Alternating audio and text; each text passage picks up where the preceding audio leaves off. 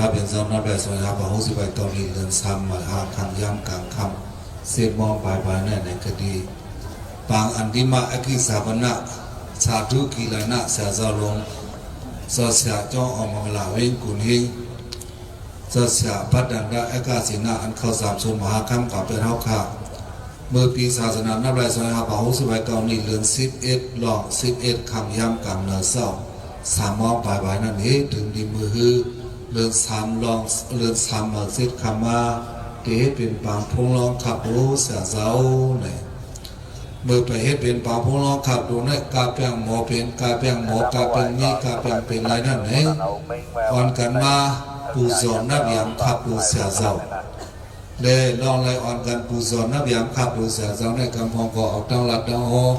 เอาลิกเอาไล่สิมาปูสอนนับยามเสียเจ้ามาก็มาละเสื้อหมอกว้างเขาในก็เอากว้างเขามาเสื้อหมอต่อยเขาในก็เอาหมอต่อยหมอตึงเขามาต่อยตึงสิเลยปูสอนนับยามขับดูเสียเจ้าในสิเฮ็ดเป็นอันดิมะกัมปะลังสุสิเลยและกิสาพนะตามเมื่อติต่างของภายในฮาเลมาเป็นลองปูสอนนับยามขับดูเสียเจ้าในสิเลยก็อ่อนกันหางยันขับขึ้นมาในการนาทีอ่อนกันหางยันขับขึ้นมาเส้นได้ถึงมีการคำเส้นมองคำไหนดังคำผูกสมามีปางธรรมสวนะปางถ่อมทราได้แหละกองดีพวงยันขับขึ้นปางปอยอันที่มาอภิสาวนาขอสาวสัมทุกย้อนวายสาวขอมาสวยแถมพ่อปันดาราเนี่ยย้อนนั่นแหละคำในฮาวาเสด็จการเลยมาพวกผ่านการสีเดี๋ยวเลยถ่อมได้ยินดาราเดี๋ยวเลยโฮดาราเนี่ยผูกคอดาราอันเดมาโฮดในคำไหนจึงเมื่อไปมาโฮดันเจ้าครัวขอเสื้อหางแห่ขับขืนสัมปตุยอนผูกคอดาราว่าไว้แล้วผูกคอดาราเด็กก็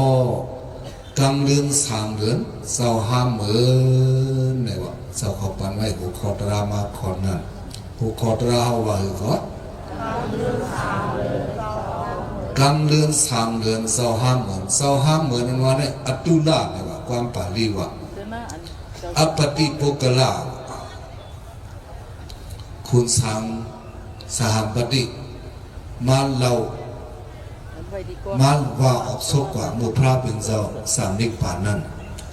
อัปติปุกโลมันยอมคุณพระเป็นเจ้ายะถาเอตาติโสสัทธาโลเกอัปติปุกโลตถาคตบลปโตสัมพุทโธปรินิพพุโตในคาถาหูนั้นคุณสังสามปฏิมาเล่าว่ามาว่าว่าเนเกกังปริสัตตั้งนำดังหลายในการเฮงเตียนพระเป็นเจ้าสามนิพพานกว่านั้นเพราะว่าพระเป็นเจ้าสามนิพพานยาวในก็คุณสังนั้นความอันล้วนอบล้วนใส่มันออกมาติโสมันนั้นว่ากว่าความคาถามันในกับเบื่อนั่นยะถาเอตาทิโสสัทธาโลเกอัปติปุกโล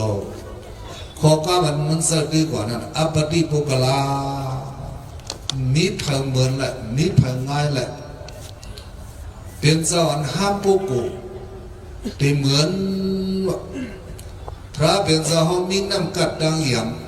ศีลสมาธิปัญญาวิสาสรณะสองเปิงปอดโยมันวิสาดังหุบสรณะอาการดังอย่างนี้อันนี้ในโลกาโลกในภัยกาเป้ใครแข่งใครแก่กาหือแก่หากว่าเหมือนมันเจ้าเนี่ยมีพลัยย้อนนั่นแหละอัปติปุกลาเจ้าอันห้ามเหมือนห้ามปุกุอันง่ายเหมือนและแทงความปาลีคอนึงซ้ำว่าอัตตุลามีพลังเหมือนพระเป็นเจ้าเอาขับดูว่าได้ก็เหมือนก็มีนอกซ้ายเจ้าหน้าด้าเนี่ยมีปานหนึ่งขับดูได้ดังพระเป็นเจ้าบอกปืนกันง่ายกันไว้เจ้าสารีบุตรก็สมัครง่ายหนึ่งเก่าเวกาตัวคิงง่ายสีดาก็สรณะอาการดังอย่างนี้เหมือนพระเป็นเจ้าแหละวิสาดังหูเหมือนพระเป็นเจ้าไหลเนี่ยมันเป็นเส้นอะไรย้อนนั่นในพระเป็นเจ้านะเป็นอัตตุลาวะเจ้าเขาเลือกความปาลีคอนั่นเองมาใส่ไว้กำเลือนสามเลือนเจ้าห้ามเหมือนว่าตีปาอันดีมาอกิสาบนาเสียเจ้าหลวงเขาเจ้าเสียจ้องออกมากระลาวิ่งกุนหิง มัน เขาหลงด้วยคืนปืนเสียเจ้าเขา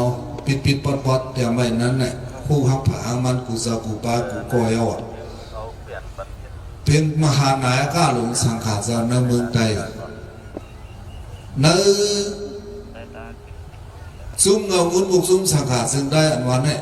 ตั้งขึ้นมาเมื่อเห็น3 ปาก 10 เก้านี้ตรวจถึงในวันข้าวมันเนี่ยมีมาข้าวดัง70 ปี3 ยอดอายุบุซุ้มข้าวดังอายุบุซุ้มมีมาข้าวดัง10 ปี70 ปี3นั้นเลือกขึ้นเป็นมหานายกเสียเจ้าหลวง1 ป้าไว้ให้นันตาสีผู้พึ่งสุดเสียหลวงเขาเสียหลวงเมื่อสุเสียพิญญาพกะปาที่1ว่าสินันมาเสียหลวงเมืองหนองว่าสินันมาเสียหลวงสีบอกเสียลงกลางเมืองลาเชียวเส้นไหนทราบกว่าถึงดีเสียหลวงเขากุนหิ้งในสัมเป็นปาที่เสียซุ่มสังก่อนเนี่ยซุ่มเงางุ้นมุกซุ้มสังขาเจ้าซึ่งได้ก็เพื่อว่าว่นดาพี่น้องเจ้าได้ใครให้พี่น้องเจ้าได้เอาเขาเลยล่งป่องเลี้ยงเสธรรมะตราพระเป็นเจ้าอันพระเป็นเจ้าฮอนั้นแค่มันเป็นความใจมาในตราพระเป็นเจ้านั่นเพราะว่าผู้ป่องเลี้ยงจ้อมก่อนมันต้องตีหลอดเลยเฮงกัดแปดเปิงหลอดอีกอย่างก็เฮงกัดแปดเปิงเอกขณะตีมเสตีมมิสุนมิลาบเสียอินันพระเป็นเจ้าเนบันไว้เปียดขอบพองยามพระเป็นเจ้ามาปอสิโหดราชปีเจ้ากุนนั้นโลกานั่นแหละตายก่อนตุกาไลก็เลยสังตายกับเป็นสัตว์ก็เลยสังตายกับเป็นเพียรก็เลยสังตายกับเป็นช้างอายุยาวหลงเส้นนั้นก็เลยสังอันนั้นก็เป็นก้นอยู่เสียได้ก็พวกกัดตุกดินเลี้ยงแค้นโดยขั้นพระเป็นเจ้าถึงพระทั้งเจ้าถึงสังฆาแก่เจ้าหอดแต่กาซ้ายแต่กายิงขึ้นนับยามศาสนาหอนถึงบนนั้นปีนั้นก็เป็นเฮงกะกำลังสุดมาเติมปีว่าศาสนาฮอดถึงอยู่ยว่าปุกุจะนั้นฮอดถึงอยู่ยพระก็ฮอดราก็ฮอดสังฆาก็ฮอดเดียวแต่ละอันเจ้าเขาฮอดเลยว่ามันเจ้าเขาคู่นั้นว่อมไปล่วงกันบ่ได้ก็อันนั้นตึกเป็นเฮงกะในทำในอังคุตระนิกายะเอกนาสุดานันพระเป็นเจ้าว่าไว้ขออิทาภิกขเวตถากโตสาโลกิอุปโนโหติอรหังสัมมาสัมพุทโธวิสัสรณะสัมปันโนสุขโตโลกวิดุอนุตตรปุริสธรรมสารติสัทธาเทวะมนุสานังพุทโธภควาธรรมโมสัตถิสิยติโอปัสมิโกปรินิพพานิโกสัมโพธกามิสุขตะภเวทิโตพระเป็นเจ้าวะเนื้อโลกาหลงในพระเป็นเจ้ามาปกพระเป็นเจ้าอันมาปอลงเนื้อโลกานั้นของจะพระมัดตุมัดดับเป็นพระอันมีน้ำกัดดังอย่างเก่าข้อเต็มทนมังปอกมังปีกว่า10 ข้อลูกที่อนุตตรดังปุริสธรรมสารที่2 ข้อนั้นเปิดกันเพราะว่าอนุตตรเป็นกลุ่มพระเป็นเจ้าทั้งข้อหนึ่งในกลุ่มพระเป็นเจ้ามี10 ข้อพระเป็นเจ้าอันมาปอเนื้อโลกาในมีกลุ่มน้ำกัด10 ข้อฉะนั้นเขาพักย่อยซอยเสียเต็มเลยตราวมีขายำหัวหนึ่งสูงมองไงคนต่อยที่นิ่งน้องเขาก็บนเขาปัดมวนปัดปอปังต้อยปุ๊บปุ๊บโซนังเขาทำมาเนี่ยเขาปัดอยู่หยอกพระเป็นสวรรค์นรกกันในพ้องพระเป็นสวรรค์มาปออยู่พระมาปออยู่นั่นก็ธรรมสัตถิเสียติตระก็มาฮอปันอยู่ห้องนั้นพระเป็นสวรรค์มาฮอดราอยู่นั่นแหละ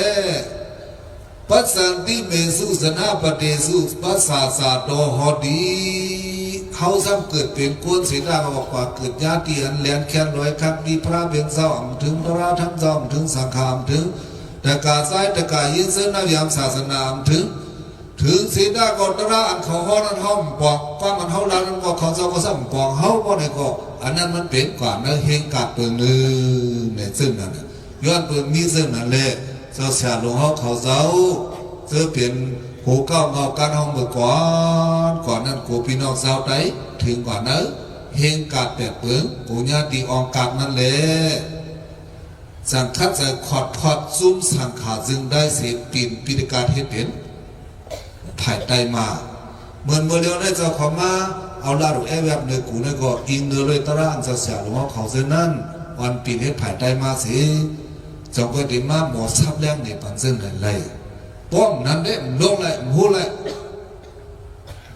แกป่าลิซับซบอยู่ว่าสังอมหูไผ่ใต้เขาก็ว่าก็เขาก็หูให้ในโลกาบอกกองผูกวางปามสังลัดสังห่อเสียอินโมเดลได้อาสาหางหูตันยาอิทีหิมาเอาลัดเอาห่อปันเส้นได้อินเนอร์ลอยเงาวุ้นมุกซุ้งสังขาซึ่งได้ขอดพอดขอดเดินพ่องหงกันเสลยคัดเสือปิ่นปีกัดเฮ็ดเป็นไผ่ใต้มาเนี่ยซุ้มเงาวุ้นมุกซุ้งสังขาซึ่งได้วันเหตุการณ์อันนั้นเพียงตาหนึ่งปิ่นปีกัดนั้นไว้เสียงข้าสังอ่อนกันตั้งปางปริยัติสัตมาป่าละเมื่อเร็วนั่นตีเลี้ยงกุนหิ้งเลยก็มีมาปางปริยัติสัตมาป่าละนั่นไว้เสียงข้าถึงข้าวยามสอนพี่พุทธาในก็ล้วนคนวัดคนสุรเขานางฮือเด่นรอดห้ามนั่นก็สาวครัวก็สาวเขาอัดกันครับคือห้างห้ามปางสอนพิงพุทธาเสด็จเฮล้วนใจเขาสัมพันธ์ในเรื่องนอกศาสนานั้นในก็เปลี่ยนเกสุอันสังขารเจ้าจึงได้อ่อนหัวน้ำนาเฮ็ดสหางปอ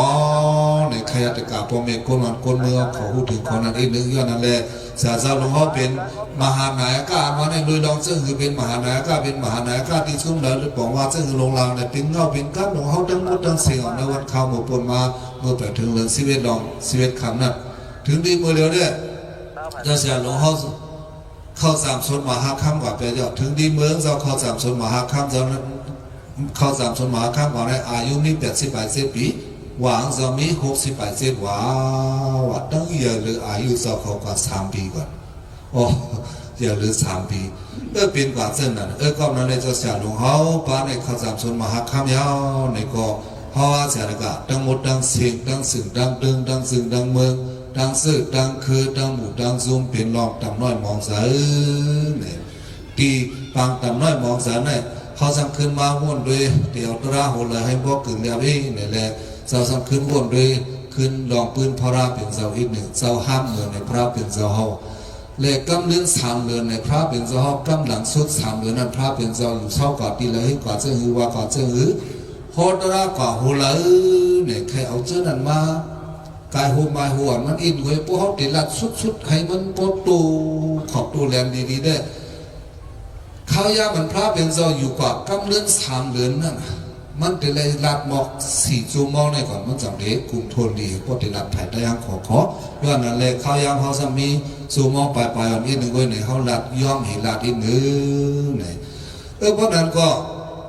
ก็ดีปังอันดีมาไอ้ที่สามนาเสียเจ้าหลวงเขาในเขาเดินเล่เพนถ่อมด้วยคืนปืนพระเบียนเจ้าเขากำเลื่อน3 เดือนนั่นพระเบียนเจ้าเฮ็ดกว่าเจ้าหืออยู่กว่าที่ไหลอันว่าในนั้นเมื่อไปว่าอันนั้นถ้าซ้ำขึ้นหลอมด้วยคืนปืนเจ้าเสียหลวงเขามาไหนก้าหลวงเขาเจ้าเสียออกมังกรเว้นกุนทิ้งว่าเกี่ยวออกมังกรนี่ก็เลยหัวเป็นเจ้าเสียหลวงอ่อนมาเตะดังลูกดีอ่อนเตะดังเกี่ยวออกมังกรย่อเพื่อเสียงการสมัยยุอ่อนเตะเกี่ยวออกมังกรได้ขึ้นเป็นตึกสอนลิกลูกที่ตึกสอนลิกเอาไว้เสียงฟ้าซ้ำตั้งเฮ็ดขึ้นมาเป็นปางปริยัติสัตมาปาลาติเวงกุนหิงในก็สมัยเยาอยู่เนอะวางเกี่ยวออกมากะลาในเกี่ยวก่อนหลังหนึ่งเยาหลังหนึ่งสร้างคืนเห็นกะลูกน้องตะเบก็เล่งขึ้นมาตั้งหนังตั้งหลายอับตาเดปุตินตามือจะสืบเหตุการณ์กว่าวันข้าวมือนาเนี่ยหน้าการต่างงานอันจะเสียวเพชรสหางของเสนอพ้นหลอมด้วยเลยก็เป็นที่ลิ้นนับยาวหันดีล้อเนาะลองด้วยพวกขับคือดูว่าอ่อนนั้นนาการต่างงานนั่นจะเสียวอ่อนของน้ำนาเฮ็ดสั่งย้อนเรียนจะเสียวอ่อนของน้ำนาเฮ็ดสั่งของนาการต่างงานตาศาสนามีพ่อดีตาศาสนาตั้งซึ่งในตั้งหยัดตั้งนำเด็กคุณเมื่อเขาก็ซ้ำนับยาวหันดีซ้อมสีนอบอับกับตั้งสุมคุณต่างเจ้าเอกามหาสัตมาสวัสดิกาสัตซาสมาซึ่งในสีกับดูสุมคุณก็มีมาเดือดเสียนั้นเงาวุ้นมุกสุนทรสังหารซึ่งได้ก็ซ้ำยุ่งยากเอาเสียหรือว่าคือเป็นมหานายิกาปาทงเสเนี่ยเป็นตีลีเอากลุ่มเอามุนตียอตียำสุดมันอย่างนั้นเจ้าพวกกวนมีกาคันหนังกาคันตาเฮาตาห้าหนังในตีในเฮาซ้ำขึ้นเตลาถ่อมเตลาตราถ่อมตราจอมตีปังอันที่มาอกิสาบนามันเจ้าใน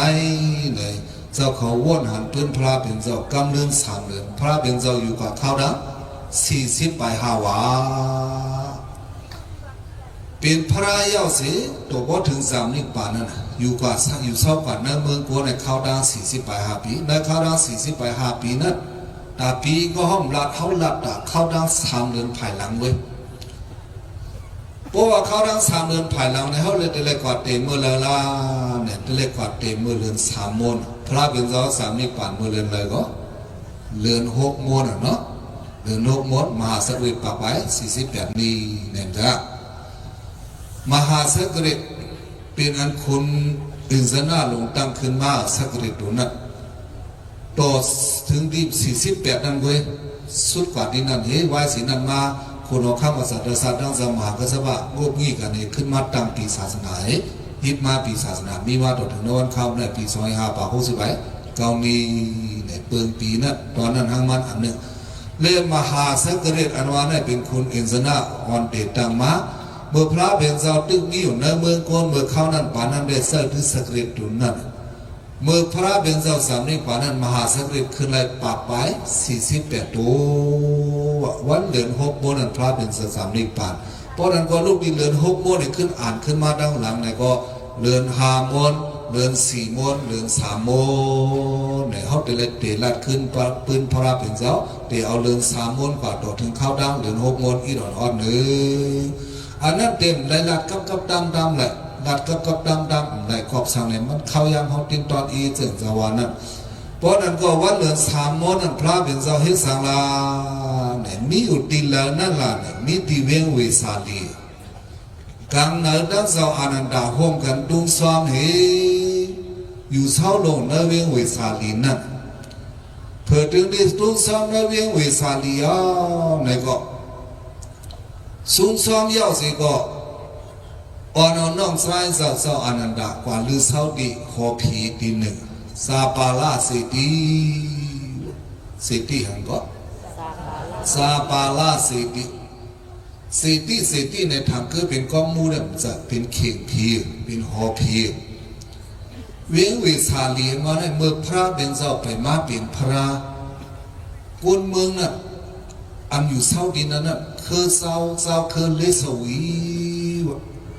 เขาอ่อนกันนับยามผีอ่อนกันนับยามสังก็นับยามผี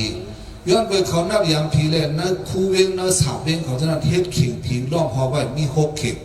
โคตมกาเสตีวัดาสารันดาเสตีอุเทนาเสตีชัดดัมบาเสตีปหุพุทธเสตีซาปาลาเสตีในเสตีในเข่งผีมี6เข่งเวกาไว้สิพระเป็นเจ้าเป็นพระมายอเลยเมื่อหอดถึงเมืองเขาเมื่อสั่งเมื่อสอนเมื่อหอดในปันเขาสัตดาอปริหานิยาในเมื่ออยู่ดีหอพีสารันดาอันวันนั้นสิหอบันตินันนันตราหูนันลองอัมยุบย้อนเสร็จเปิงหอปันเสายาหันเขาก็เสร็จเปิงหอปันขุนเมืองเขาก็เสร็จเปิงลองยุบย้อนเสร็จเปิงนั้นสัตดาอปริหานิยาในกรณีนั้นพระเป็นเจ้าเมื่อหอปันคนลิสวีเขาเพราะการขึ้นอย่ามาสูงเลยหลวงเนื่องเวลองยุบย้อมลองยุบย้อมหลวงนั้นหลวงออกมาแก้มากำลองยุบย้อมนั้นหลวงคัดเสนเนื่องเวในพระเป็นเจ้าห้องในวันไว้ในการลองยุบย้อมเสร็จเปิดนั้นเจ้าขอซ้ำขึ้นเมตปิดเฮ็ดบอกอันนี้ไว้เฮ็ดตองไว้ปัดหางผางมันอีกหนึ่งถาดลองกุมพร้อมลูกดุมสร้างตั้งทุ่งหมายผู้ใหญ่นับย้ำสีตันหาปูซาเจ้าเมืองเจ้าสินเฮืองหับเฮ็ดตับเพปันเซตอันอปริหานิยาตอนนั้นก็เขาอ่อนกันว่าเจ้ามีไหนอยู่สังซับซุบซับปักอยู่สังซับยินถาดลองกุม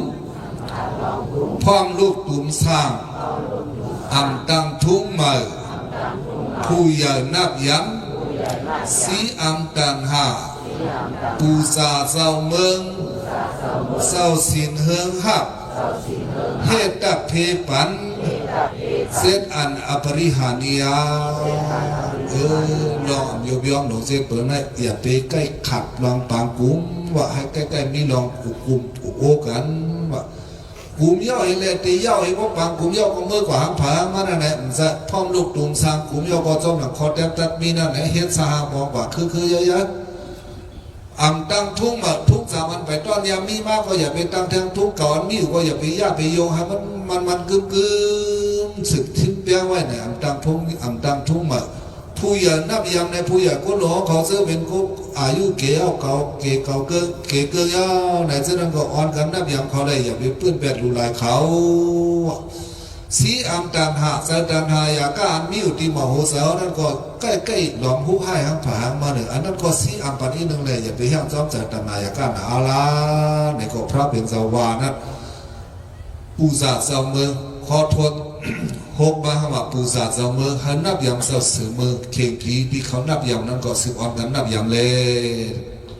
พระเป็นสวรรค์ในหันเขากอบสังลานไหนเข่งเสมออันว่าได้มันเป็นคุณเอาเขาเสื้ออันเป็นโกนเอเป็นคุณอุปึงพ่องามวันเมืองไปป้อเจอลีตายกว่าแล้วก็เจอเข้าไปหายไปขัดเนื้อวันเนื้อเมื่อตึ้งหักวันเมื่ออะไรตายกว่าเป็นผีอยู่เป้าไว้เส้นนั้นในเยื่อจุดดักเขาเห็นหอผีไว้ปันเส้นนั้นนั่นเจ้าสือเมืองว่ะเจ้าเมืองก็ว่าเจ้าสือเมืองก็ว่าเจ้าสือเมืองในนั้นเป็นเข่งผีนั่นรับความปาริจารีได้เสติในอันนั้นก็อย่าไปพูดเบียดเบียนว่าพระเป็นสวางเขาเลยเจ้าสินเฮืองหับสอขอเสื้อมีสินมีเท่านั้นพวกไปมาหอดแผววันเท้ามือก็หับมาปังมาปัวยามหอดว่าแผวในก็อ่อนกันห้าผมซดนอนจะเลยเลี้ยงหรือปล่อยปลาด้วยถึงผมลงในเส้นได้จากกว่าพระเป็นเจ้าห้องบันคนผีเอาคนเลี้ยงเสวีเขานั้นเอาบริหารเนี่ยเสร็จเปิดหอผีเขาเสร็จดีนั่นแหละเผื่อไว้สิพระเป็นเจ้าเป็นพระมาย่อเมื่อแผวเมื่อวิสาลีในเมื่อฮอดราบันเขาเส้นนั้นก็เขาขึ้นเอาเฮ็ดย่องดูบันที่พระเป็นเจ้าหมดเอาเฮ็ดสังก็เอาเฮ็ดย่องดูบันพระเป็นเจ้าหมดลูกดีหอผีลูกดีเข่งผีเป็นหังมะเป็นจ้องพระมาเนี่ยพี่น้องแต่ของมาเรียนใจโยจะขอลองด้วยบอกมาเลยแก่เอาเข่งผีมันเนี่ยเป็นนวังเกี่ยวกับเจ้าถึงเฮ็ดได้ไหนกว่าเนี่ย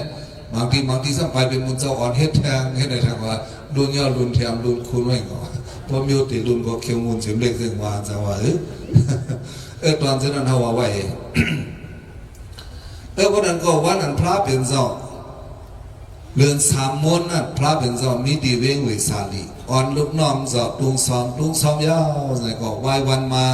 กว่าลือเย็นกระดีเข่งผีกระดีหอผีซาปาลาเมื่อกาบเพียวดีหอผีซาปาลานั่นพระเป็นเจ้าสั่งสอนเจ้าอนันดาโซลูกน้องเจ้าอนันดาเอาเพียงเสนาเนี่ยกว่าเสนาไว้เลยลือกัดลือเย็นหนูดีหอผีซาปาลานั่นเขาย้ำเป็นเรือนสามมนเมื่อพระเป็นเจ้าอยู่เช้าโลกที่หอพิซาปาลานั้นพระเป็นเจ้าลานในเจ้าอนันดาพระเป็นเจ้าอันวันเนี่ยปวดดังว่าเขาเจ้าเขาสั่งอิทธิปัสสีเบิงป้อนไหนซึ่ง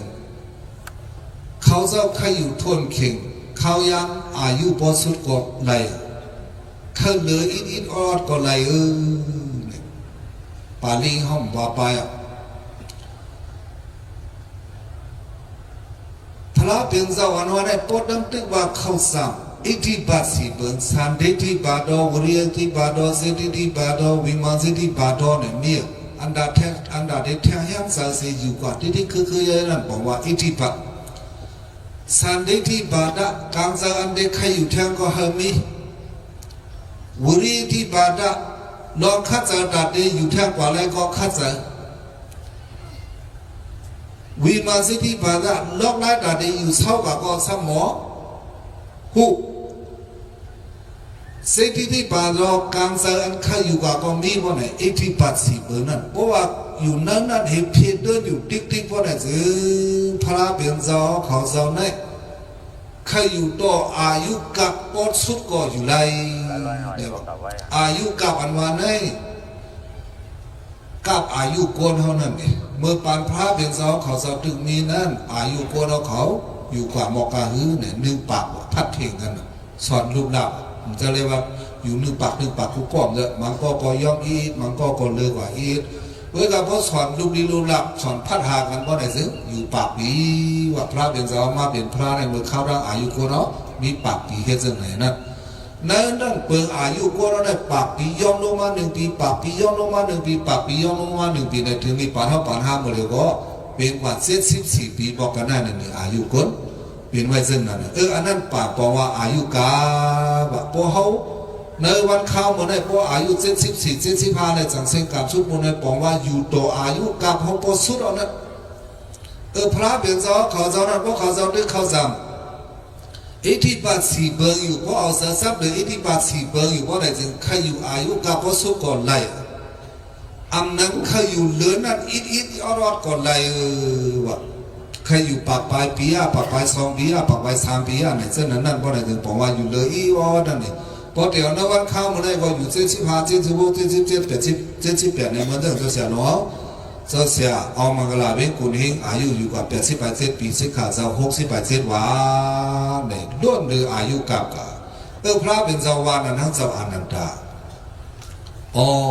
อในเจ้าพระเป็นเจ้ากันนั่นเว้ยทักษิณว่านันสีดาโกเผื่อว่านังนั้นเจ้าอนันตามตุ้มดอกกำพระเป็นเจ้าสังสีก็ว่าเย้าว่าเที่ยงอยู่การเจอพระเป็นเจ้าได้ก็ใครให้มันตุกย้อนเพราะนั้นก็แค่ดอกพระเป็นเจ้าเขาอยู่กว่าให้มันตดอายุกับสุจิกรรมดิขาเนี่ยพระเป็นเจ้ามีการเจอคนเนี่ยเว้ยกาเจ้าอนันตาซ้ำลืมตัวลืมห่างกว่ากุงกวางไอ้ถอมลงที่เที่ยวนะพระเป็นเจ้าวางก็เดลดีถอมไอ้กองหัววะกองนั้นในมันกองจำตอบสั่งไอ้อยู่นิ่มลงหางมันมือลงหางมันจะนั่นแหละเพราะมันดักเสียงก็เมื่อก่อนนะไก่ดังตีเฮียวละในเจ้าอนันตาก็ผ่าที่พระเป็นเจ้าไอ้ไก่อยู่ไว้หางมันแทนตีต้นไม้ตีหนึ่งเฮียแหละพอยังพระเป็นเจ้าแล้วเจ้าอนันตาผัดกันนี่แหละเจ้าอนันตาผัดที่พระเป็นเจ้าไก่อยู่ที่เงาไม้ตีหนึ่งนั่นคุณส่งลงมาสู่พระเป็นเจ้ามาให้ยังปองลองละเนี่ยมาตุกย้อนให้พระเป็นเจ้าสามนิพพานปรินิพพานตุดานิเมื่อเลี้ยวได้จะเขาสามนิพพานละถ้ามาตุกย้อนก็คุณส่งปรินิพพานตุดานิปรินิพพานตุสุกโดพระเป็นเจ้าดิค่ะสุกดาเนี่ยเจ้าอันโมลัดโมซาเจ้าพระเป็นเจ้าอันมีกุน้ำกัดดังอย่างมรดมสานั้นแค่ดอกสามนิพพานขลาเมื่อเร็วในจอมกึ่งดีมีในเมืองกวนในวะคุณทรงซ้ำเด็กใครพระเป็นเจ้าสามนิพพานกอบสังเลยเป็นนั่นแหละเนี่ยตั้งโลมแม่นกันคุณทรงว่าในซ้ำเป็นเมียวดันนายาก้าวลงดันนายาหลงโยนนาแรงว่างๆหลงเจ้าหน้าโยจะขอน้ำถามเลยก็เล่พระเป็นเจ้ามีอยู่ในโลกาในคำเกี่ยวกับอีกคุณทรงว่านั้นเขาขยะศาสนาพวกคนเมื่อคนเรื่องนำกาคือก็มันดีตักเขากันนั่นคนเขาจุ่มเขานำหนาเพราะเขาว่าในแรกปฏิเอาปฏิการเมืองมันอีวอดแรกมันเป็นกับปันมันเดียวเลยเพราะว่าพระเป็นเจ้ามามีอยู่ในโลกาในคนเขาเกินคุณทรงเขาเองเพราะว่าพระเป็นเจ้ามามีในโลกาในคนเขาทรงคุณทรงเขานำย้อนนั้นแหละคุณทรงเขาได้อันเก็บพระเป็นเจ้าแค่พระเป็นเจ้ามีในเมืองคนปีเอาเขาหือเนี่ยกำย้อนกำตุกอำจะเลี้ยหลายปอกอำจะเลี้ยปอกไม่ปอกเลี้ยวเว้งก็เจมือหลายปอกหลายกำซื้อนั่นขอยามตุกย้อนมาพระกับพระเป็นสองสามนิพพานคาราเนี่ยยามมาตุกย้อนหลายปอกหลายเผาหน่ะยามตุกย้อนเสียดายบอกพระเป็นสองส่งถึงมันน่ะไปก่อนไอ้โปรดดังว่าลูกน้องเดเป้เขาเดกาอุบาสิกาเขาจะได้ไปหูไปรับไปเลี้ยงไปมองแก้วบอกคำไปมีตั้งหูนำตั้งหันกวางเนื้อลิงไล่ไปปีเนื้อปีกาดไปเป้ตัวเป้หางเพราะอะไรถึงเขาเต็มหาเขาเต็มไปสามนิพพานเนี่ยจะเอาวันนั้นมาขาบอลนำไหนเอาอะไรพวกไรเผาไหนว่ายอดนั่นแหละมาตุยอดพระเป็นเจ้าสามนิพพานเพราะนั้นก็ตุยอดพระเป็นเจ้าสามนิพพานนั้นก็พระเป็นเจ้าปันกว้างมันไว้มันกว่านี่นั่นเตียวในกว่าเข้าดังสามเดือนก็ได้สามนิพพานยาวเพราะนั้นก็แทงเข้าดังหลายเดือนก็พระเป็นเจ้าว่าคุณทรงที่นั่นเตียวในกว่าในเข้าดังสามเดือนก็ได้สามนิพพานยาวเพราะนั้นก็ดังดูกันเมื่อใครนั้นก็เมื่อไล่กว่ายาว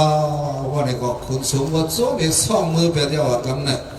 คุณทรงที่นั่นเดือดตึกนี่ในมือโกนในอยู่เมื่อนั้นได้มือกว่ากำเนี่ยมือเดียวขึ้นมาอยู่ถอมานะขึ้นแล้วมาแถวนั้นมือโกนขึ้นเนี่ยจะขอเราเลยว่าสีพระเป็นเจ้าสามนิพพานไปเอามันทุกยอดพระเป็นเจ้าสามนิพพานไปเอาถักคือว่าเยอะๆเนี่ยไปเยอะกำในห้องแทงทุกยอดเนี่ยเส้นนั้นก็ผูกว่าวัดทุกยอดผูกว่ามันทุกยอดยาวในก็พระเป็นเจ้ามันเยอะในก็มันก็ในความมันทำดีพระเป็นเจ้าก็ซ่องมือกว่าว่าด้วยกะปานมือเหลียวในหางเปลเล็บมาเผียวนำหนาอาลามือเหลียวมามีกันเลยกะลีเต็มหัวว่าคุณสงฆ์ใช่ไหมตอนนั้นเขาไหวก่อนเพราะว่าคุณสงฆ์ทุกย้อนนั้นก็พระเป็นเจ้ามันกว่าเดี๋ยววันเมื่อได้กว่าในเขาดังสามเดือนก็ได้สามนิพพานยาวพระเป็นเจ้าวันไหนให้มันกว่าเพราะว่านั้นให้มันกว่าในก็คุณสงฆ์ก็จ้อง อิโตตินามาสานาเอเสยนาตถาคตปรินิพพานสติตั้งแต่วันเมื่อในก่อนได้เข้าทั้ง3 เดือนนั้นพระเป็นเจ้าได้3 นิพพานในปันความมันดอกคุณทรงก็คุณทรงก็จงไปซ่อมมือกว่าหลอนพระเป็นเจ้าปันความมันที่คุณทรงวัดเดียวได้กว่าเข้าทั้ง3 เดือนก็ได้3 นิพพานแล้วในความป่านที่สำใจคือว่าสังปองลองลานั่นเนี่ยอายุสังขาระอเสสนาวะลดถอยเป็นอายุสังขาระสังขาระในก็จึงตัวเสียเขาจะได้เป็นสังขาระหมดอายุสังขาระในลองอันเปิดป้าให้อายุสืบยาวกว่าแทนนั้นเปิดยาวเป็นเงินก็เป็นเอวละ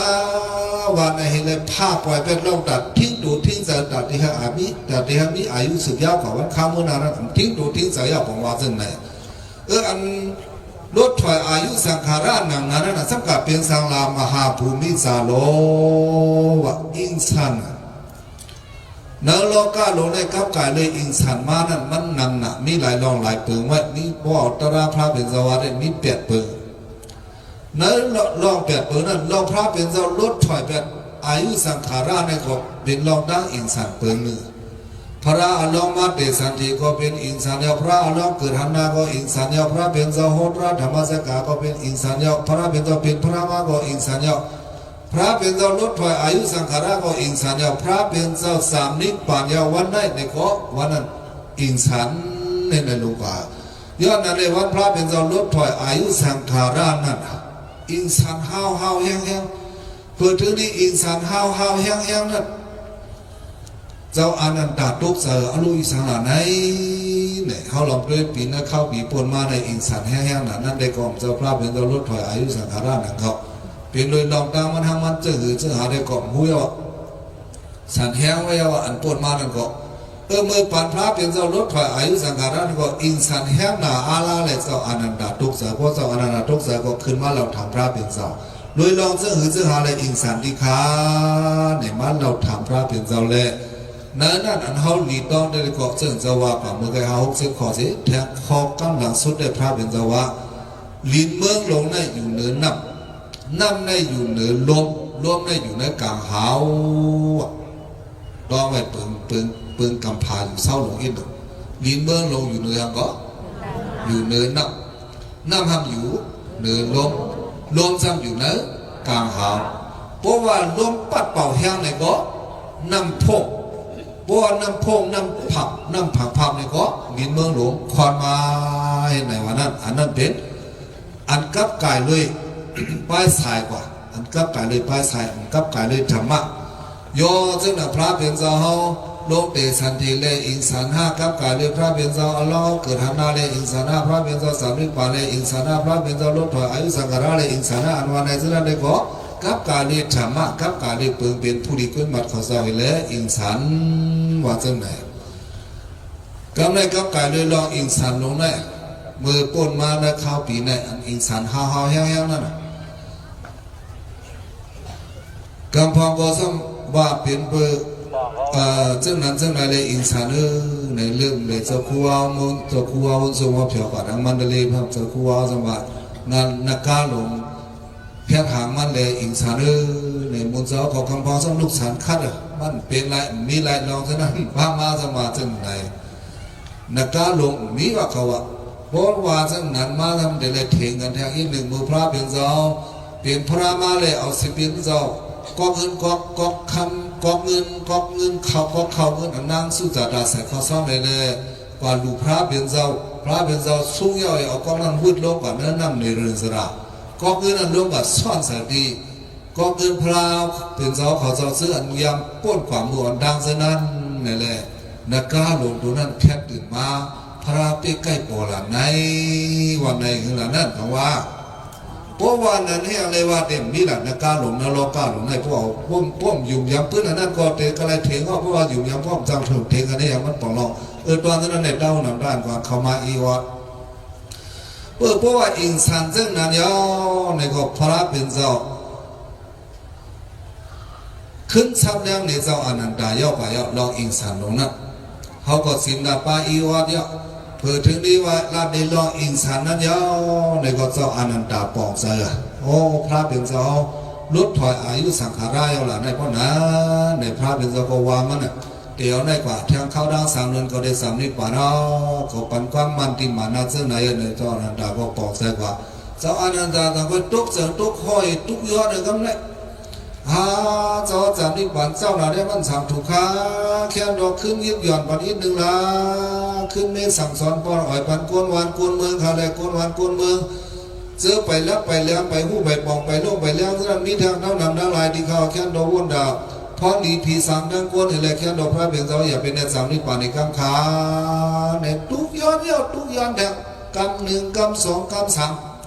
พระเบียงเจ้าวางมันก็ไม่ยุ่งยำยันมหาพจน์สัมมาสัมพุทธที่เขาไม่อยากเป็นลาดลายคอยเอายกพระเบียงเจ้าในพวกข้าวก็ติ้นอื่นขึ้นเอาน้ำลายว่ะความปวดไส้มาในพวกเล่นลาดออกเปล่าก็เป็นหือคอเลี้ยวเว้ยตัดดีหนนังขึ้นเห็ดพระเบียงเจ้าวางนั่งมันกาเป้ไข่ตุกย้อนเมื่อนั้นก็พระเบียงเจ้าได้สามนิปานั้นอายุพระเบียงเจ้ามือพร้อมการนั้นป่านั้นอายุก้นอยู่ปากปีพระเบียงเจ้าวันเจ้าสามนิปานั้นอยู่กับ80 วันเนี่ยย่อมอะไรปีย่อม20 ปีเฮ็ดเส้นไหนนะอายุกับป้าอันว่าไปตั้งถึงที่สุดและลองอายุกับป้านั้นเลยครูหมอลีเขาขอกำพองให้มันเลยล้นเหลือไว้อีกออดว่าเสื่อลาในลองอายุกับปะอันพระเบียงเจ้าวาในความขอนัดปกป้องปืนมันลีก็ติเลยวายุก็สังลาในพระเบียงเจ้าวาพระเบียงเจ้าได้พอดังด้วยว่าเขาสั่งอิทธิปัตสีเบิงอยู่เพราะในจึงใครอยู่ต่ออายุกับพอสุก็ไล่ใครอยู่เหลืออีออดก็ไล่ในวันในกันหน้าหนึ่งนั้นเขาจะสังกัดว่าเสื่อลาในนั้นว่าใครอยู่ต่ออายุกับสุดก็ไล่ใครอยู่ต่อเคียงกำพาก็ไล่สมาจังไหนวะนั่นมันผิดอินแต่เจ้าเนาะตอนได้อยู่เคียงกำพาไรเพราะท่านว่าอยู่เคียงกำพาไรอยู่เพราะในจึงพระเป็นดาวตีห้ออันนี้จาวดาสังขารายสังลาก็เป็นรองเจ้านั้นก็ฮอดเลยวนมันอีกหนึ่งมันอยู่เคียงกำพาไรกับพระเป็นจาววันนั้นมันอยู่เลยเมื่อว่าปานเขาจะเป็นพระอะไรมืออายุ80เอามือปานอายุโกนปากปีนี่ก็เขาจะอายุกว่าปากปีก็ไรหรือปากปีอีก็ไรมันใครว่าในมกันหน้าหนึ่งเว้ยไหนเลยให้ว่าล้วนหรือปากปีให้เลยถึงกว่าเฮงปีหมื่นปีแสนปีก็ไล่วันได้อย่าไปมาสามขั้นอนิจจาทุกขาดัดดาเนี่ยเขาจะเลยบอกใจวันข้อนั้นเนาะเพราะนั้นก็ทรงยอดตัวนั้นเท่านำทานการกับกายเลยเนินนาทีตอนการนั้นอิงสันลงเลยพระเบียงเจ้าลาดในกว่าเจ้านั้นก็ยอดตัวกว่ายาววายสีนั้นพระเบียงเจ้าสำคัญสั่งลาดในเจ้าอานันดาตีนั้นยอดตัวดีงามเลยนักตระพระเบียงเจ้าสั่งสอนกว่าพันเจ้าอานันดานั่นน่ะกว่าเพียวดีแล้วก็ลงวางเจ้าได้3 นิดกว่านั้นกำว่าอยู่ที่เดียวกันเนี่ยเดี๋ยวในก่อนในข้าวทั้ง3 เดือน5ได้3 นิดกว่าเจ้าอนันดาในกำว่าในเจ้าอนันดากำว่าในเจ้ายาต่างเจ้าต่างป้ายในว่าลงกับพุทธิโพยลงไว้ในการว่าพุทธิโพยนั้นกำในเขาจงขึ้นมาด้วยกันพระเบียนเจ้าได้3 นิดกว่านั้นมันเจ้าหนหลังขึ้นในก็เขาวายลองตีว่าพระเบียงเจ้าลาเจ้าเหลี่ยมขึ้นวันนั้นมันได้เหมือนความผู้ดีคนแบบเขาเจ้าผู้ดีคนแบบเขาเจ้าวันนั้นอย่าเปว่าพระละโตกะลุงนอกจะเป็นพระเบียงเจ้าเขาเจ้าบอกว่าไรลาเดียวในตื้นมีลองดีขึ้นลาว่าเจ้าก็ตื้นเปลี่ยนเจ้าหนังบุยเนี่ยมันมีเจ้าหนังวันนั้นให้ปองสักวันเลยอย่าน้ำเพราะนั้นก็แต่ที่นั้นเพราะว่าพระเบียงเจ้าห้าปากกวคุณทรงนังนั้นเฮเลลาดบันเจ้าอานันดานังนั้นยาวเนี่ยก็ดังพระเป็นเจ้าดังเจ้าอานันดาอยู่ซ้อมกันที่นั่นนี้ไว้สีนั้นมาสัมป้นกว่าแท้ปันดากามะในกับเพียวดีวันปันดากามะกับเพียวดีนั่นเองก็ฮอบันดาราสุยาฮาร์เขาดังนำดังลายนะครับที่นั่นก็ที่นั่นฮอยอไปย่อมือไปมาฮอที่นั่นทั้งมืออันเขาดีต้องไว้แทงคออิดอ่อนๆนึงได้ก็มือพระเป็นเจ้าสำเด็จผัดเวสาลีนั่นมือตึกมีอยู่ที่เวสาลีเฮแทงหนาหนึ่งมาเนี่ยก็ขึ้นตุ้งซ้อมแทงหนาเฮก็ตุ้งซ้อมในเวียงเวสาลีอันเจ้าอนันดาตุ้งซ้อมเฮียวเนี่ยก็ออกมาภายนอกเวียงโป๊ออกมาภายนอกเวียงเนี่ยพระเป็นเจ้าขึ้นยักโดยเวียงเวสาลีเฮียงเลยยักเฮียงมันป่องรองลาเนี่ยพระเป็นเจ้าอ้ามอเมืองเวสาลีนั่นหน้าลิ้นมันเปี้ยงลีนะวะติดเปิงทั้งกุนหิงอยู่เนาะกุนหิงเนี่ยมันหน้าลิ้นเปี้ยงเลยกุนว่ามีเฮงหนึ่งมาเนี่ย จะเด็กก็มัวพอท่านอ่านก็มูเลี้ยงวิสาลีเนี่ยมันจะซึ่งน่ะเวียงมันเปียงดีน่ะพระเป็นเจ้าเกี่ยวอยู่เท่านั้นน่ะเล่นลองว่าเวียงวิสาลีห่างดีพังงามนั้นพระเป็นเจ้าเตะผ่าเราเนี่ยก็ได้เป็นกำลังสุดก็ลองเขาอยากด้วยเวียงวิสาลีนี่ก็พระเป็นเจ้ารัชเจ้าอนันตาที่นั่นพระเป็นเจ้าขึ้นอยากด้วยเวียงวิสาลีนั้นจะด้วยความปาลีว่าจะคือนาคาพโลกิตา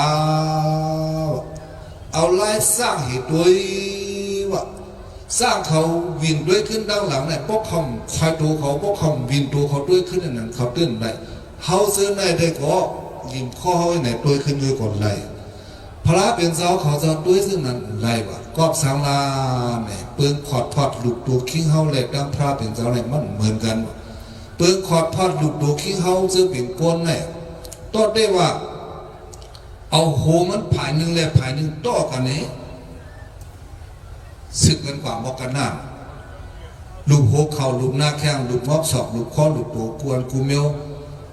อันนั้นเอาโต้เต้ว่าเอาโต้กันเนี่ยสึกกันเจ้านั่นเนี่ยเอาเอ็นมาพอดไหนกันน่ะพระเป็นเจ้าเขาจะได้ลูกขับดูเขาจะซ้ำจะเจ้านั่นเป็นตัวเอชอดกันซึ่งเล็กกว่าก็เบอร์นั้นเลยพอได้ไหวขึ้นดังหลังก็ไหนซื้อได้เลยไหวทั้งตัวได้เลยวินทั้งตัวอันวินทั้งตัวนั้นมีพอแท้ละเนี่ยมีสร้างใครก็สร้างในก็พวกเขาดีไหวด้วยทั้งหลังเนี่ยพวกเขาปิ่นตัวเขาด้วยไหนคำสร้างหันด้วยแหละคำสร้างด้วยแหละเดี๋ยวเลยวินตั้งตูตั้งขี้ไหวด้วยก่อนของเดี๋ยวเลยนี่ก็พระเป็นเจ้าเขาเจ้าก็สมบูรณ์หนังสร้างหนังเขาพวกความก็เดินริมข้อเหตุด้วยก็ได้เลยก็เพราะว่าลูกเขาเจ้าเนี่ยตรงนึงเลยตรงนึงสอดกันไว้ซึ่งตรงเล็กตรงเส้นเล็กนั่นแหละเลยปิ่นตั้งตูตั้งขี้ไหวด้วยว่าพระเป็นเจ้าเขาสูงมืออยู่เศร้าตีเวียงวิสาลีมกันนั่นเว้ยกับพระเป็นเจ้าขึ้นรับน้องชายเจ้าอนันดาอันนี้เป็นลองด้วยเมืองวิสาลีกำลังสุดยอดเวียงห่างดีพังงามหนังไหนนี่เป็นกำลังสุดยอดเจ้าเนี่ยพระเป็นเจ้าสั่งสลับในเจ้าอนันดาที่นั่นบนก็เจ้าอนันดาก็อามาพันดีในจอมพระเป็นเจ้าก็ไว้สิข้าสองเจ้าด้วยเวียงวิสาลีในก็เพียวขึ้นสึกเข้าดังกว่าที่เลยนั่นแหละเนี่ยกาปันดากามะกว่าที่วันปันดากามานั่นก็ฮิตสังปองลองที่นั่นแหละเนี่ยก็ห้องเจ้ายันสังขาเขาจะตุ้มกันให้เลยว่าก็เป็นเจ้ายันสังขาอันมีอยู่ในตรงตาโหทัดปันดากามานั่นอ่อนกันมาเฮมาสุลุมตุ้มกันที่ในทั้งหมดดังเสียงสีกำดาเนี่ยเลยเจ้าอนันดาก็จัดให้เลยมาให้ลูกกาเป็นเจ้ายันสังขาที่นั่นอ่อนกันมาเพียวทำดีพระเป็นเจ้าพ่อมาเพียวยอเนี่ยก็ไว้สีนั้นกดินนั้นพระเป็นเจ้าฮอปันดารามหาปฏิสาสีเบิงสตุมหาปฏิสาวะอุปฏิสาสีเบิงอุปฏิสามหาอุปฏิสาสีเบิงนั้นมหาปฏิสาเนี่ยว่าความปานิสดื้อไว้ได้ก็บอกว่าหางล่างเนี่ยตั้งขอบตั้งเหรียญเบิงตราไว้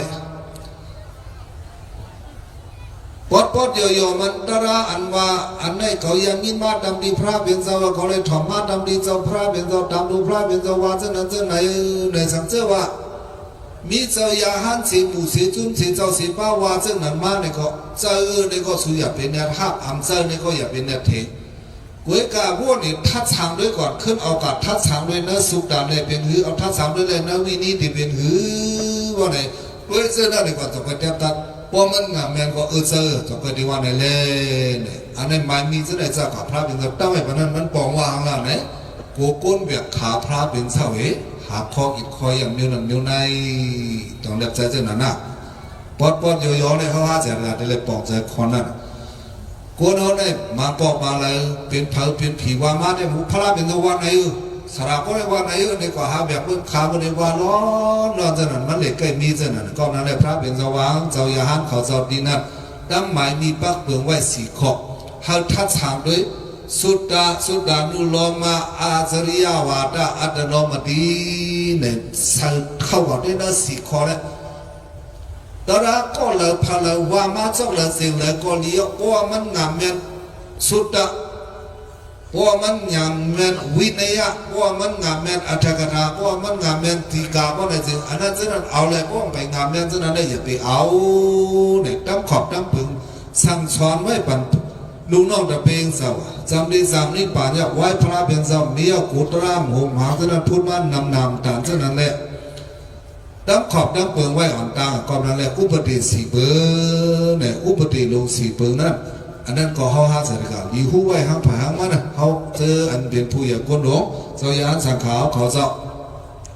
มังปองมาเลยเลยก็มีคนแบบขาตอมสังคนแบบขาเจ้ากว้างเสือก่อนเจ้ากว้างเสือว่าไว้เลยก็วันในก็มินนะเจ้าว่าได้หุ่มว่าได้ความผู้เขาแบบเจ้ากว้างเสือว่าไว้ในกว่าที่ก็เลยเลยเจ้านั่นเนี่ยก็นั่นแหละแต่เหตุการณ์เจ้านั่นแหละพระพิจารณาไว้ปันมหาปฏิสัทธิขอเนี่ยไว้สีนั่นพระเป็นเจ้าขึ้นสืบก่อนแทงข้าวดังฮัตถิกามาอัมบากามาสัมบุกามาโภกะเดกราเนี่ยเมื่อเพียวกันที่โภกะเดกรานั้นก็ขึ้นกว่าโหดราความดุจเจยันสังกัดดังนั้นดังหลายเพราะว่าความดุจเจยันสังกัดดังนั้นดังหลายโหดราดินันยาวในก็เปิงหลวงมันเฮยหอปันเฮมีศีลาเฮมีสมาธิเฮมีปัญญาตาที่เฮมีศีลาลีก็อ่อนกันแก่งกำเนิดศีลาอันนั้นเพราะว่าอยู่ในศีลาไอ้ตั้งสมาธิเนี่ยมันเป็นสมาธิอันเสื่อมจากข่าวเสือเพราะว่าอยู่ในสมาธิเส้นตั้งปัญญาเนี่ยมันเป็นปัญญาอันเสื่อมจากข่าวเสือเพราะว่าเสืออันตั้งนั้นปัญญามันเป็นเสืออันเสื่อมจากข่าวเสือเปิงหลงได้แค่เสือเสื่อมจากเพื่อการนั่งคือเสือเดินเสื่อมจากข่าวเสือลีนั่นโหเบื้องสุดเขามีศีลาหมายสองมาให้มีสมาธิลองเตียงนินหมายสามมาให้มีปัญญาลูกที่ศีลสมาธิปัญญานั่นเองเลี้ยงเสาเสาก่อตั้มเสาเสาก่อเอาเสาเสาก่อปักตั้มเสาเนื้อศีลสมาธิปัญญานั่นเพราะหนึ่งเสาเส้นนั้นมีการขันเดือเบิ้ลในพระเป็นเสาวาเส้นนั้นกินในก็ห้าเสร็จแล้วต้องไว้บัดคนนั้นอีกหนึ่งเสาเฮานั้นอย่าไปให้มันกัดตั้งเนื้ออย่ากล้าอย่าไปให้มันกัดตั้งเนื้อโลภะอย่าไปให้มันกัดตั้งเนื้อโมหะไอ้สิ่งไหนนั่นเขาจะเลยกัดตั้งเนื้อแล้วนั่นไหนเอาสุขยันเนื้อศีลสุขยันเนื้อสมาธิสุขยันเนื้อปัญญาเพราะอะไรเสานั้นมีกาขันเนี่ยให้ปองใจวันคนนั้นเพราะนั้นก็ลูกดินนั่นเองพระเป็นเจ้าโคตรราเป็นข้าวเจ้าดินนั่นเย้าตัววายในขอบปอดโยมัน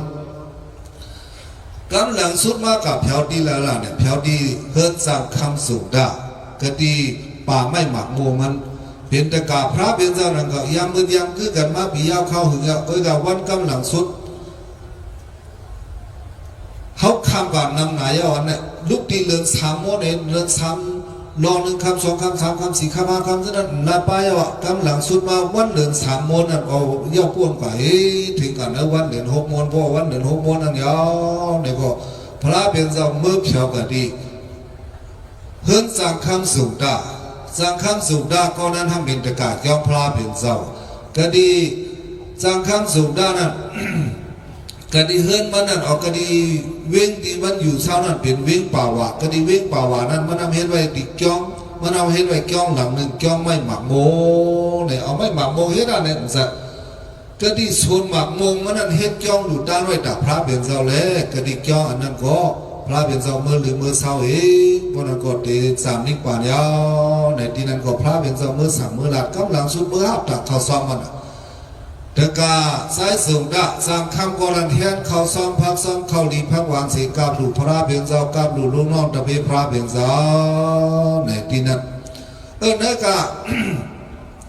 ที่นั้นอันพระเป็นเจ้าเมื่อซุ่มที่นั้นอันเปิงใหญ่มาเนี่ยความปาลีมาเสด็จมาขอหนึ่งสุกรามัตวาวะสุกรามัตวาเนี่ยมันบอกว่าเขาเจออันสูงเนื้อสูงปลาฉะนั้นได้เขามักอ่อนกันมักมันว่าเนื้อหมูหนุ่มว่าเอียงหนุ่มก็เนื้อหมูอันเกี่เอาอย่างลงนั้นได้อันเมนงานลงนั้นได้แลบเต็มบริกินโย่ตัวเองนั่นได้อันสูงด้านเที่ยนั้นได้มันก็หามาไหลมาไหลสั่งเนื้อสั่งปลาเนื้อกัดฉะนั้นก็พี่น้องได้บรรว่าป้านสกุลไม่ว่าหรือก็ป้านสกุลป้าซาป้ากุยป้าซ่อยกว่าหาสายเนื้อกัดเลยหันสังกอไล่นั่นไล่สังกอซื้อจนนั้นมาเว้ยอันไปไล่เนี่ยทะเลจนนั้นเที่ยงเนี่ยต้องได้ไล่สั่งไล่สั่งเพราะว่าหากใครเนื้อหมูได้สีหาซอยว่าในกว่ากะละจำเนื้อว่าในทั้งหมดได้ข้ามูแทงตัวขาแทงคือละย้อนนั้นเลย อันไปไล่ก้อมหลุดสั่งหลุดด้วยอันมีเนื้อกัดมีเนื้อซาอันบนน้ำขายเลยเอามากกันนั่นในก็มันคิดสั่งเนื้อเปิงพระเป็นเจ้าขอจะซุ้มเนื้อซุ้มป่ามาสักมีเทียงซุ้มเนื้อเนื้อศาสนาเขาได้กำลังนำเป็นมหายานาว่ะเขาจะนั่นเป็นเครื่องกินสายเฮ็ดจะไหนนี่เช่กันเดิมจะลัดในรองกันขนาดเว้ยเกินนั้นเขาจะว่าสุกรามัดว่าเนี่ยจะเนื้อหมูว่ะเป็นเฮ็บว่ะเป็นอีหยังก็เป็นเฮ็บว่ะตอนจะนั่นในเต้าหูน้ำดังการกว้างพอมันช่วยกับสุภาพสุมันก็เพื่อความจะเครื่องกินเนื้อกินปลาเลยเขาก็ว่าอันจะเนื้อหมูเป็นเฮ็บว่ะการทำสัมพันธ์หรือว่าในทางอินเดือนหกในวันเฮ็บออกเนี่ยที่เป็นเฮ็บของเราเฮ็บปีกไก่เป็นไว้อยู่เนาะฮะเดือนหกเราเฮ็บออกอ่ะป้องไปถึงเดือนแปดเดือนเก้าเราออกอ่ะเฮ็บไปออกเนาะเมื่อเราโพสต์มาตันเนี่ยจะไปออกกันซะฮะมันเปลี่ยนเส้นนั่นเนี่ยก็นั่นแหละนั่นก็เขาจำเป็นเลยบนทางอินเนี่ยเล่นลองอันเกินกินสายแล้วเนี่ยมันเตมาติพาลาเนี่ยเตมาจะติดเจ้าเทวดาเตมาติพาก็เจ้าเทวดาอันว่าเนี่ยใครมันเป็นปีไอ้นางยโสธราเป็นปีไอ้นางยโสธรานางยโสธราสัมเป็นก็พอพักพระเป็นเจ้ามือตึกเป็นปันเจ้าชายเฮ็ดจังไหนจ้าย้อนเบื่อเป็นปีไอ้นางนี้มันเลยมันสัมปอนนับยามพระเวลาสัมใครคุยส่วนถุงคนเมืองให้คนเมืองนับยามมันเลยอังใครทิพเป็นพระอังอีพระตุกนั่นเนาะก็ในสุดาตาห้องในหันกับตาสีตากุยอกหูเขาในยินในยินเสียงมันอันนั้นก็เปิดด่าก็มาลาวาเปิดเยอะด่าเจ้าไอ้ขาดถูกซัดโดนนั่นโดนนี่โดนนี่เอาขาในก็เจ้านั้นก็อย่าไปกินในพระเป็นสวัสดิ์ชาสุดาปริสังกิตะถามเธอว่าพักอันนั้นเนี่ยอยู่ๆนั่นเมื่อเขาไปมาเนี่ยไปเล็บนี้ถึงที่เขามาแล้วเนื้อเนี่ยจะเคยพูดมาหรือเพื่อนมาอะไรว่าเนี่ยมันไปจะลายมันได้ที่สู้อยู่เนี่ยก็เดลว่าเช่นนั้นเพราะนั้นก็ปริสังกิตะอันถามเธอนั้นก็อย่าไปซุกในพระเป็นสวัสดิ์ในไว้3 ข้อกันหน้าหนึ่งเว้ยการเจ้าเทวดาเขาได้ตุย้อนว่าการเป็นเจ้ายันสังกัดตั้งโลกให้อ่อนกันซุ้มจ่ายมนโมชาวบ้านอย่าไปอยู่เนื้อเวียอ่อนกันอยู่วันนอกน้ำป่าในพวกนั้นพี่น้องคนนี้เขาได้ขันใจเนาะตอนเจ้านั้นได้เต้าหนังด้านกว่าตะกาสมด้านนั้นแฮดเข้าซ้อมพักซ้อมสิลูด้านบันพระเป็นเจ้าดังลูกน้องตะเปสังขารเจ้าสิบนนั้นก็พวกพระเป็นเจ้าสุขซ้อมยาวตีนนั่นได้ก็สั่งสอนป้อนอ่อยพันตราดาวนำทหารกวางให้มีดังอยู่มีศาสนาพระเป็นเจ้าไม้เลยให้บ่สึกแก้งกรรมศีลาให้บ่ตั้งสมาธิให้บ่เพศเดือนปิญญาภาวนาแสดงสักกว่าสิพระเป็นเจ้าปูนกว่าเพื่อกว่าเพียวซ้อมดังกว่าเพียวซ้อมดังเป็นสังกว่าลาในต้องถอกเป็นเอียงก็ต้องถอกเป็นต้องหนอเขาแต่ละวันในโควาแล้วว่าเพื่อต้องนองนางนั้นก็โอนไหนว่าพระเป็นเจ้ากว่าเพียวจำดาในก็เฮ้อเพื่อถึงที่เฮ้อในก็จะเอาสั่งการกบมันเจ้านั่นน่ะสะดือกูนำตัวเอาสั่งการกบเขานั่นเฮ็ดสีขวานสีสืบวันเลยเฮ้อไหนว่าพระเป็นเจ้าวันไหนวางเจ้าอนันตากว่าลึกกว่าลึกเขาเป็ดพักหัวยอยมันว่าก็ลื่นที่แล้วก็จะเอาสังกันกลมจะโตเพชรสีท่าเพชรสื่อวันให้เลื่อนดูลื่นขิงกำหนึ่งล้านเนี่ยเฮ้ยน่ะพระเป็นเจ้ากำเนี่ยเพราะว่าเฮ้ยน่ะในก็เขาสังคืนม้วนด้วยอีกหนึ่งพระเป็นเจ้าเมืองเจ้าวันเดือน6 ม้วนนั่นอายุเจ้าอะไรกันล่ะ80 ย่อเนอะอายุ80 ย่อกำเนี่ยอายุ80 ย่อข้าตัวก็เกี่ยเกิงย่อใจก็โอนอ่อนย่อแห้งตัวก็ย้อมแห้งใจก็ย้อมยาวเนี่ยเป็นนั่นกว่าย้อนนั่นเลยมือกว่าจ้ำตั้งไปสะดุดเท่าอยู่ยาซึ่งนั้นย่อไว้เสียมกาต้องสัมถอกนี่ก็ต้องเรียบคันใจเรียบคันใจเป็นเช่นนั้นแหละกว่าถึงปีแล้วก็เพราะว่าหันพ้อยไม่อันเข้มหินก็เอาสังกานาเสือละนายกำคังเช่นนั้นเองเจ้าอานันดาเขาก็เอาสังการสื่อวันพระเป็นเจ้าลืดดูลือขี้เหยกำในปัวฮือด้วยสถานไรตันยาแล้วนี่ก็ขึ้นสืบกว่าแท้เงี้ยสินะกันเดี๋ยวในเขาจะขึ้นมาวนด้วยลองตาราแทงหูหนึ่งพระเป็นเจ้าห่อไว้พันปาราสุดาปาราเนี่ยหักปัญจปิปาราฮาเวปัญจกันดาปาราฮารสะปุกโลปาราธานังทุกขังโลกิปารานิเคปนังสุขัง กับกายเลยดูคิงหลงเฮาในพระเป็นเจ้าเอาเนื้อหาบว่าไว้หับในตะกาเขี้ยวเขาจองปองใจปองใจว่าปองใจอันเต็งเนื้อตัวเขาดังหลงในหับพี่น้องแต่สังการนี้หายบุญภายในหับเจติก็ลังก็ภาระหับในหัวก็ภาระติวดีมือก็ภาระคอยดีเองก็ภาระปานี้ได้ภาระในคอเดียวเป็นหับเป็นป้าเขาวันไหนเลยตัวคิงหลวงเขาได้เป็นหับเป็นป้า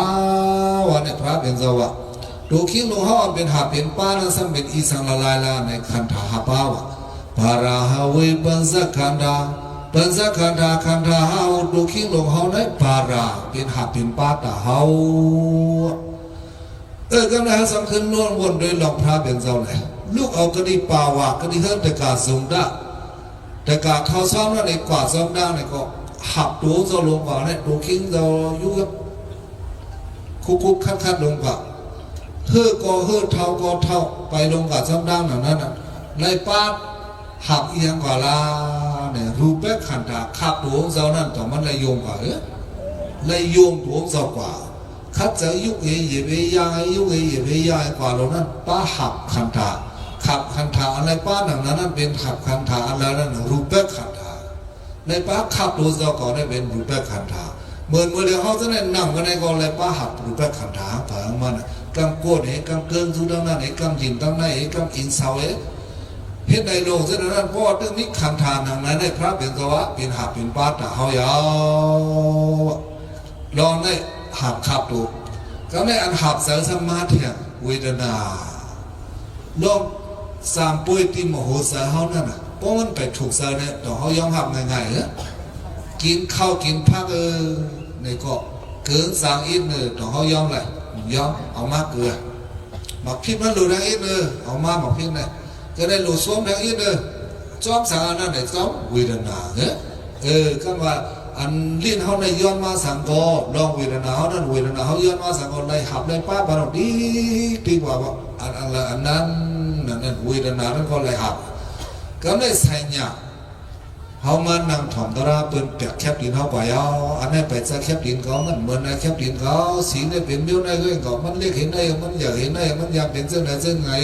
เนี่ยสัญญาอันต้องเส้นนั้นของนี่อันนั้นก็เป็นคันทางเขานั่นก็เลยหับในป้าป้อมไปเจอของเขาเจ้าก็ไปยอมหับป้อมจะพี่น้องเขาเจ้าก็ห้องยอมหับอันวันไหนเช่นนั้นสัญญาขันธาเนี่ยสังขารและขันธานั้นก็เลยหับเลยป้าห้องปผักยาวๆสังขาระเนี่ยตัวคิงหลงเขาเนี่ยเลยลุ่มลาตัวเขาลงดีอันเขาเลยลุ่มลาตัวเขานั่นเลยลุ่มลาตัวคิงเขานั่นก็เป็นสังขาระอันเขาเลยลุ่มลาตัวคิงเขานั่นการเดินมาเลยสุขนาภายน้อยภายลงลูกกินลูกย่ำลูกกว่าปันลูกไปปันอันวันไหนเช่นนั้นหับสังขาระอันนั้นก็เลยหาเนี่ยเขาจะได้ป้าหับป้าหังผาหังมันเนี่ยนั่นเป็นนั่นปองใจไว้หังผาหังมันก็นั่นหลักตระตักคำนั้นเล่พระเป็นสาวอันติลูกอดีปาวาเหกว่าสูกุสินารามะเมื่อที่เพียวปอดดังนั้นก็กำมาเอาสังฆานาสื่อเลยเฮือนายว่าในหังเสาอานันดาเขาเสาสุงดาเขาเส้นนั้นกำจะสื่อติ๊กเป็นไว้เส้นนั้นกันในเขาสำคัญไม่วนเลยลองนั่นเสาคู่หมอลีหลวงเจ้าหนองคำว่าหังไว้ลาเนี่ยลองเลยหับเลยป้าขันธาหูตัวคิงเท่าหลวงนั่นพระเป็นตัว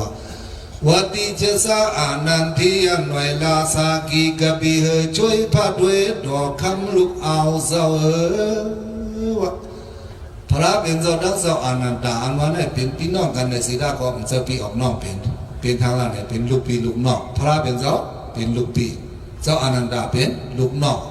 อายุเปิ้งกันเกิดวันเดียวกันเข้าเดียวกันให้เส้นไหนอันนั้นเจ้าหนอกคำเลยซ้ำขึ้นว่าวัติเชสาอานันทีอันไวลาว่าเป็นชายคือหักคือหัวที่อันไวลาสากีเป็นเจ้าคือสากีกะปีเฮยช่วยว่าเป็นเจ้าคือกะปีละวาถ้าด้วยดอกคำลูกเอาเจ้าเป็นลูกเอาอันหนังปีเฮาเท่าในเถ่งเอามูลำสองก็พิสาดิปฏิสันเทอันเนเสลาบวาห้องคำกามสิอุดุเลกุอาคันดางาอังพิวพยางสีมันโปดดันเลี้ยงหลอดกันสอดลูกหมากล้อลิมกิง เฮืองอิงไว้เสียงหูเสมันรวมกลมลองยานกลางด้วยกะเลยก็มันเกียนโคยงขายางสนุกทำไว้ด้วยกะเลยก็พอดันล่อลงล่อยกลงเอาตัวขี้งานในโคยงขายางว่าล่อยกในห้องหาเสร็จการเริ่มกับเป็นอิมเดียวอยู่กับปานมาเร็วก้ามานำหายตอนที่เกิดว่าล่อมือกูนี้เนี่ยเกิดดูอีแค่พามันอันนั้นจะหนอกคำเด็ดด้วยพระเป็นเจ้าว่า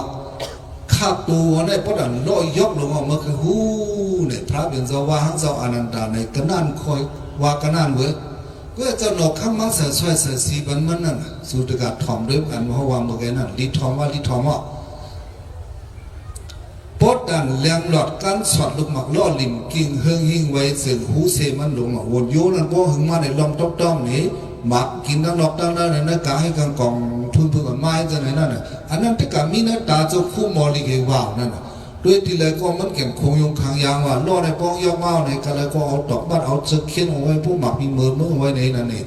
อันนั้นพระเป็นเจ้าวาดนั้นเจ้าเจ้าหนอกคำสมาเสสวยเสสีบรรเทานั่นมาบอกกันนั่นเนี่ยพอติลัดจี้มันยาวหนาไว้ก่อนเนี่ยตอนนั้นพอแล้วก็ถึงที่กับเผาพอตั้งตีหนึ่งกับเผาที่หินผังหน้าหมอนอันหนึ่งพระเป็นเจ้าเฮือนายาสัมต้องไม่น้ำเหมือนกันนะเพราะว่าต้องไม่น้ำเนี่ยก็เจ้าน้องชายเจ้าก็ตักน้ำมาอนันดาก็เอามาน้ำหลักก็ต้องไม่น้ำนายาวันนั้นก่อนนั้นเดือน6 มวนเนาะใช่ไหม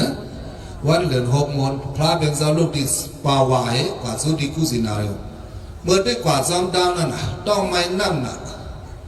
เพื่อถึงที่เจ้าอนันดาเล่าเอาสิปีเดเอาสิบิพระเป็นเจ้าอันเดียกตักน้ำขุนบ่อุ่นไว้ลงไว้มันสร้างเอาให้อีเรานะหันพระเป็นเจ้าตั้งใครซุ้มน้ำให้เลยตั้งน้ำอันไหลนั่นมันเล็บกันสิพระเป็นเจ้าสว่าเป็นเจ้ากลางเจ้ามุนนึก30 ใบโค้งในเป็น10 เป็น2เบอร์ยาวในซ้ำเดียวน้ำกลมน้ำเนยลงหนังนั้นให้ก่อนเราอาบกาบด้านมันพระเป็นเจ้าในเขาซ้ำวนด้วยตัวเขารู้จักเขาตีฮัดหรือฮัดป้อมฮัดเขาป้อตะกาขี้เขาตะกาหน้าเขาซ้ำเดียวลูน้ำในท้องในลูบันอินเลยต้องใจเจ้าอนันดาได้มันวนคอนั่นพวกนั้นกว่าหันน้ำกลมเงาลงดังนั้นก็มันจำจักมาว่าอาลูน้ำหนังในก็เดียวมือหลุดพระเป็นเจ้าในมันไหลว่าในซองขึ้นมาเผื่อขึ้นมาพระเป็นเจ้าซ้ำตุกแทงคอแหงไหนกามาลาซ้ำลงกว่าพวกลงกว่าหันน้ำกลมน้ำเงาลงซ้ำขึ้นมาเฮ้ยอะไรมันเป็นกลมเงาว่าเป็นนั่นอะไรล่อหาปากล้ำลัดกว่าดังเหนือมันไว้ว่าไหนล้ำกว่าสังเกตเป็นถึงก้ามมือเหลียวนั่นได้หมักถ้ามี4 ลูก 6 ลูกเลยแค่เด็กย่ามันนั่นหมักรอได้1 รอบนี้2 ลูกเอ้กูตีโว้ซ้ำนี้เปียกคอนี้เนี่ยเตาให้น้ำโป๊ะอุ่นอ้อยนั่นน่ะเป็นซะนั่นวันนั้นล่อก้นก้าเขาหาปากล้ำลัดก่อไว้ภายเหนือมันในน้ำมันนั่นขุนโป๊ะอุ่นอ้อยลงเลยเจ้าอนันดามฮัดดักมาเจ้าลงกับดักแทงกำ2ก็เจ้าอนันดามดักขึ้นมาตัวเป่าตัวไหลเจ้าลงกับดักแทงกำ3ก็เจ้าอนันดามดักกำลังสุดมาเป็นหือก็มัดดักมาละพระเป็นเจ้าวางในหังเจ้าอนันดาก็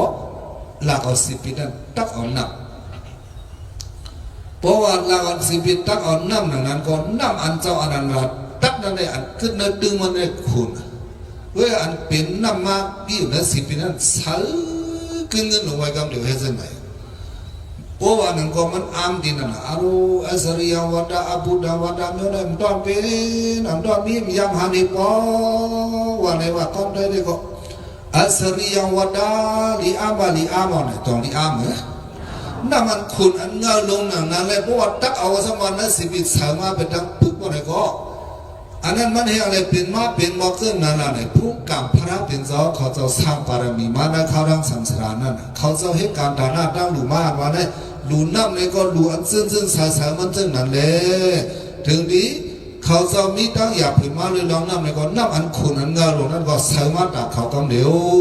เนี่ยมันเป็นเส้นนั่นน่ะรู้ว่าเป็นเส้นนั่นเนาะก็นั้นเลยเพราะนั้นก็เจ้าอนันดาเอาน้ำมันมากับลูกพระเป็นเจ้าสิพระเป็นเจ้าเลยซุ้มน้ำให้10 ข้าวดังกว่าเมื่อไป10 นั่นตีนั่นตึงมือพองหลิวนั่นมีแทงก้นตะกาก้อนมาทบพระเป็นเจ้าคือ กาลามาเขา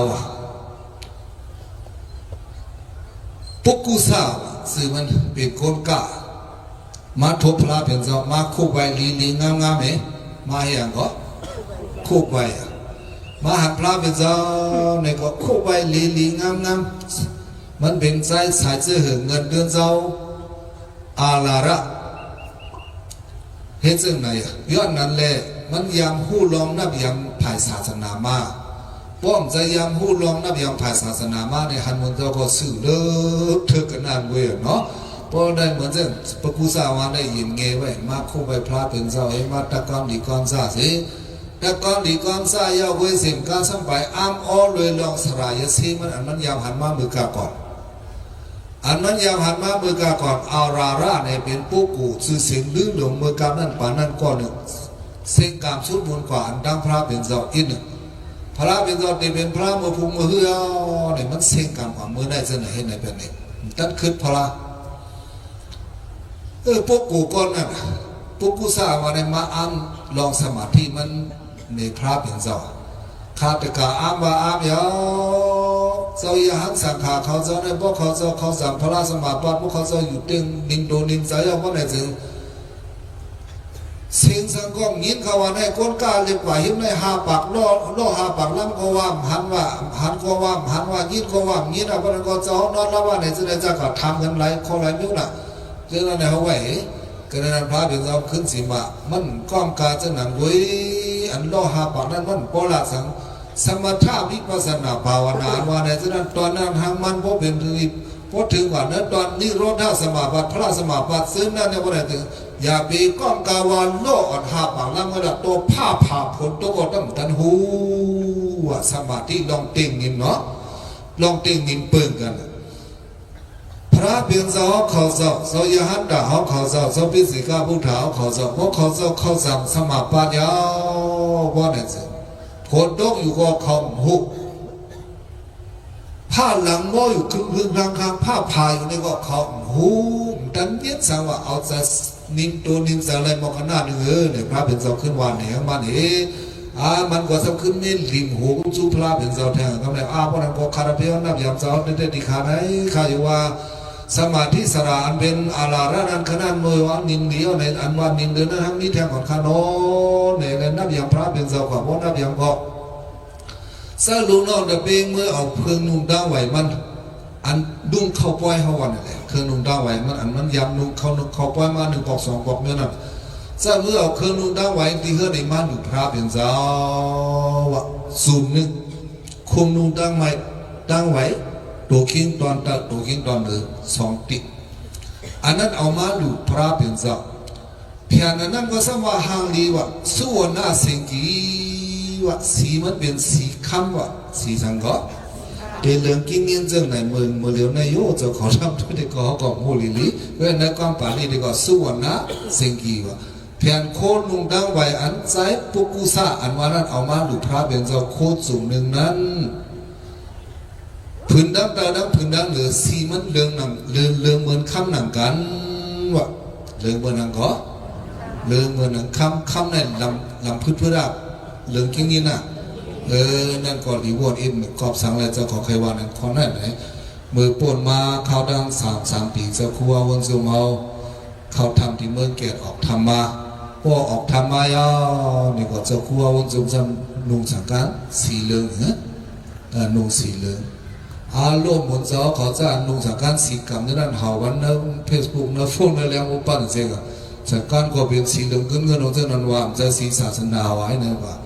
เขาเรื่องสังการอันใจปกุศะกับดุพระเป็นเจ้านั้นโยเนี่ยเจ้าเขาว่าไงอันปกุศะ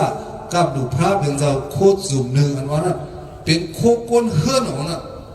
มันยำนุ่งไม้เอา1 ปอก 2 ปอกเท่านั้นอ่ะไปใจสังการเด็ดๆก็ถ้าออกมาดุพระเป็นเจ้าสีมันทำมาเรื่องหนังข้ามในก็มันจะอันกับลงซะไหนเลยมันเป็นอันเดินเกินเงินเนี่ยพี่น้องได้ก็สว่างละสังการย่อมเขียนล่างเนี่ย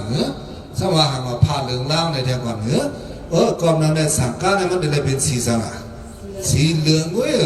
อันนั้นเขาสว่างมุนเจ้านุ่งหักการเดินเนี่ยแมนวินี้วันนี้พระเป็นเจ้าก็แม่เราก็ทำงานก่อนนะตอนนั้นดาวหนักด่างกว่าเขามาเทงวันด้วยอินแหละสิ่งมิลัดมันปั่นตราป่าอิน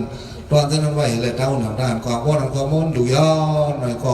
พระเป็นสองภาพด้านสองพื้นที่หนึ่งอันลุงตอนตัวคิงอันลุงตัวคิงตอนเดือเอามาดูเขาเลยพื้นนั้นแต่เอาดูเจ้าอนันดาเลยว่าข้าสู้เจ้าอนันดานั้นเป็นปอกที่เนื้อนั้นเจ้าอนันดาล้ำเห็นเวียเวเจ้าพระเป็นเจ้าจิมละจิมดีปุ่นอย่างต้นไล่สังสิบปอกเว้ยกาวันที่สำจำนิป่านนั่นเปิลตะกามาหนูพาหนึ่งสังฆาในเขาจะดูวันเจ้าพื้นเนื้ออะไรไทยดูพระเป็นเจ้าสูงเนื้อพื้นเนื้อยังไงตอนนั้นได้ก็เขาได้ความนำก็ยาวนะเพราะว่าดูนั้นก็ไหว้สิใจประกุฎาปนมือก่อนอย่างนี้ก็เจ้าอนันดาขึ้นเอาหนอกอาบกับด้านถึงดำดีพระเป็นเจ้าให้พระเป็นเจ้าอ่อนนู้ไหวจับตัวจับคิงดังตอนตัวคิงตอนเตอตอนเนินหนังกันแหละดังสีเนื้อพระเป็นเจ้าแหละดังสีสังการเกี่ยนห้ามกันดีเลยแล้วพังแล้วพังพระเป็นเจ้าดีนาเลยเจ้าอนันดาเพราะอ้างอดดีนั่นเจ้าอัธกดาเขาได้สร้างไปใส่สร้อยใส่สีเนี่ยสีมันเฮือว่าต่อถึงเมืองสามบูนว่าเฮือถึงต่อดีเลยก็วางอย่าคุณสร้างเขาหันลงมากันนั่นว่าให้มันเฮือถึงเมืองมุดเต็มเป็นไรเก่าคุณสร้างเขาลูกที่สูงหันลงมาเดี๋ยวเลยปอกเสือจอมเต้นนั่นดินนั้นพระเป็นเจ้าขึ้นย่องในมันย่องในเจ้าอนันดาสีดูพระเป็นเจ้าสังการตั้งสังการในมันเรียกกันหนาในมีสองปอกเป็นเมื่อกี้ก็ปอกที่หนึ่งเมื่อขึ้นเป็นพระเป็นเจ้าสัมมาสัมพุทธะกระดิ่งเงาไม่ยอมมหาโพธินั้นปอกหนึ่งเมื่อนั้นก็สีดูก็ได้ฮือมาถึงที่วันในสามนิพพานวันในนุ่งผ้าเหลืองสังการวันในนุ่งโคตรหรือโคตรด้านอันตะขาดใจพระพุทธมันดูในก็ตอนนั้นนังเขาใจพระกุศลมันดูเลยในนู้นก็สีมันเฮลีนักดังสีเนื้อเลยดังสีสังการมันห้ามกันดีมันแหลกกันดีเนี่ยพระเป็นเจ้าละในกันกับคณะนี้เอาสืบข่าวดังเพราะสืบข่าวดังกว่า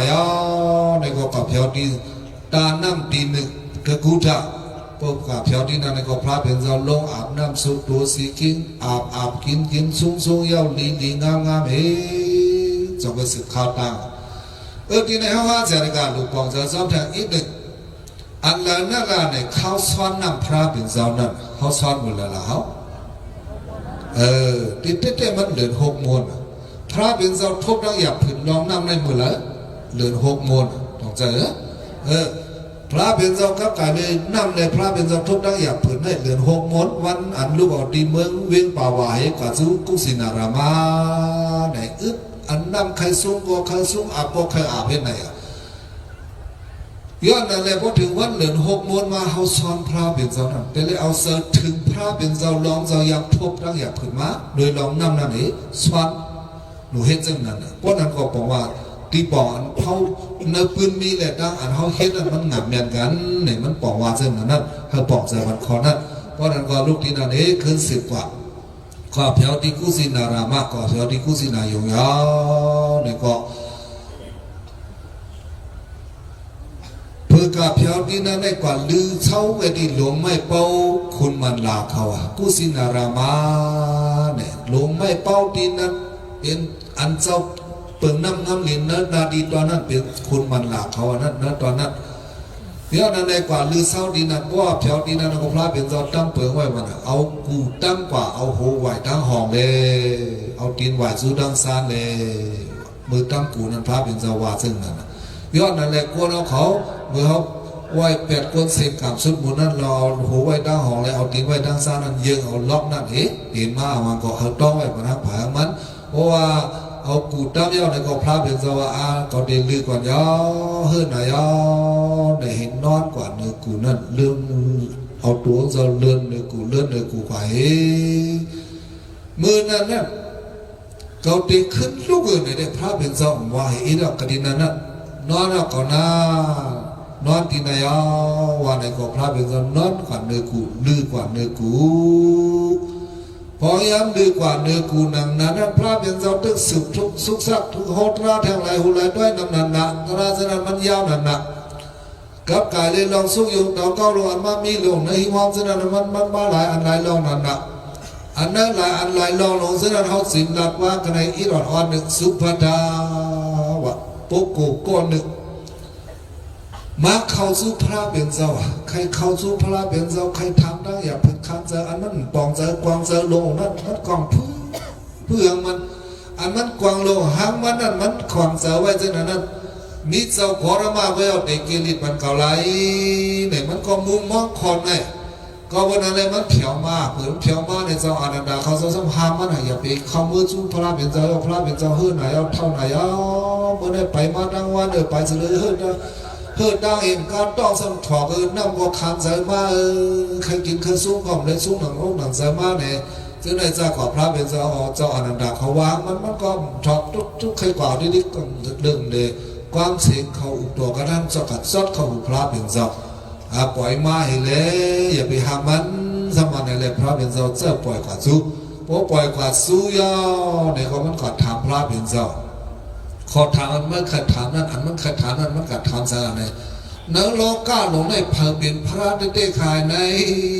ว่าอยู่ก็กับปานพระเป็นเจ้าเขาตึกเป็นพระมีอยู่เนื้อโลกาเมื่อกำนั่นปานนั่นพระตู้มี6 เสามีหลายเสาก็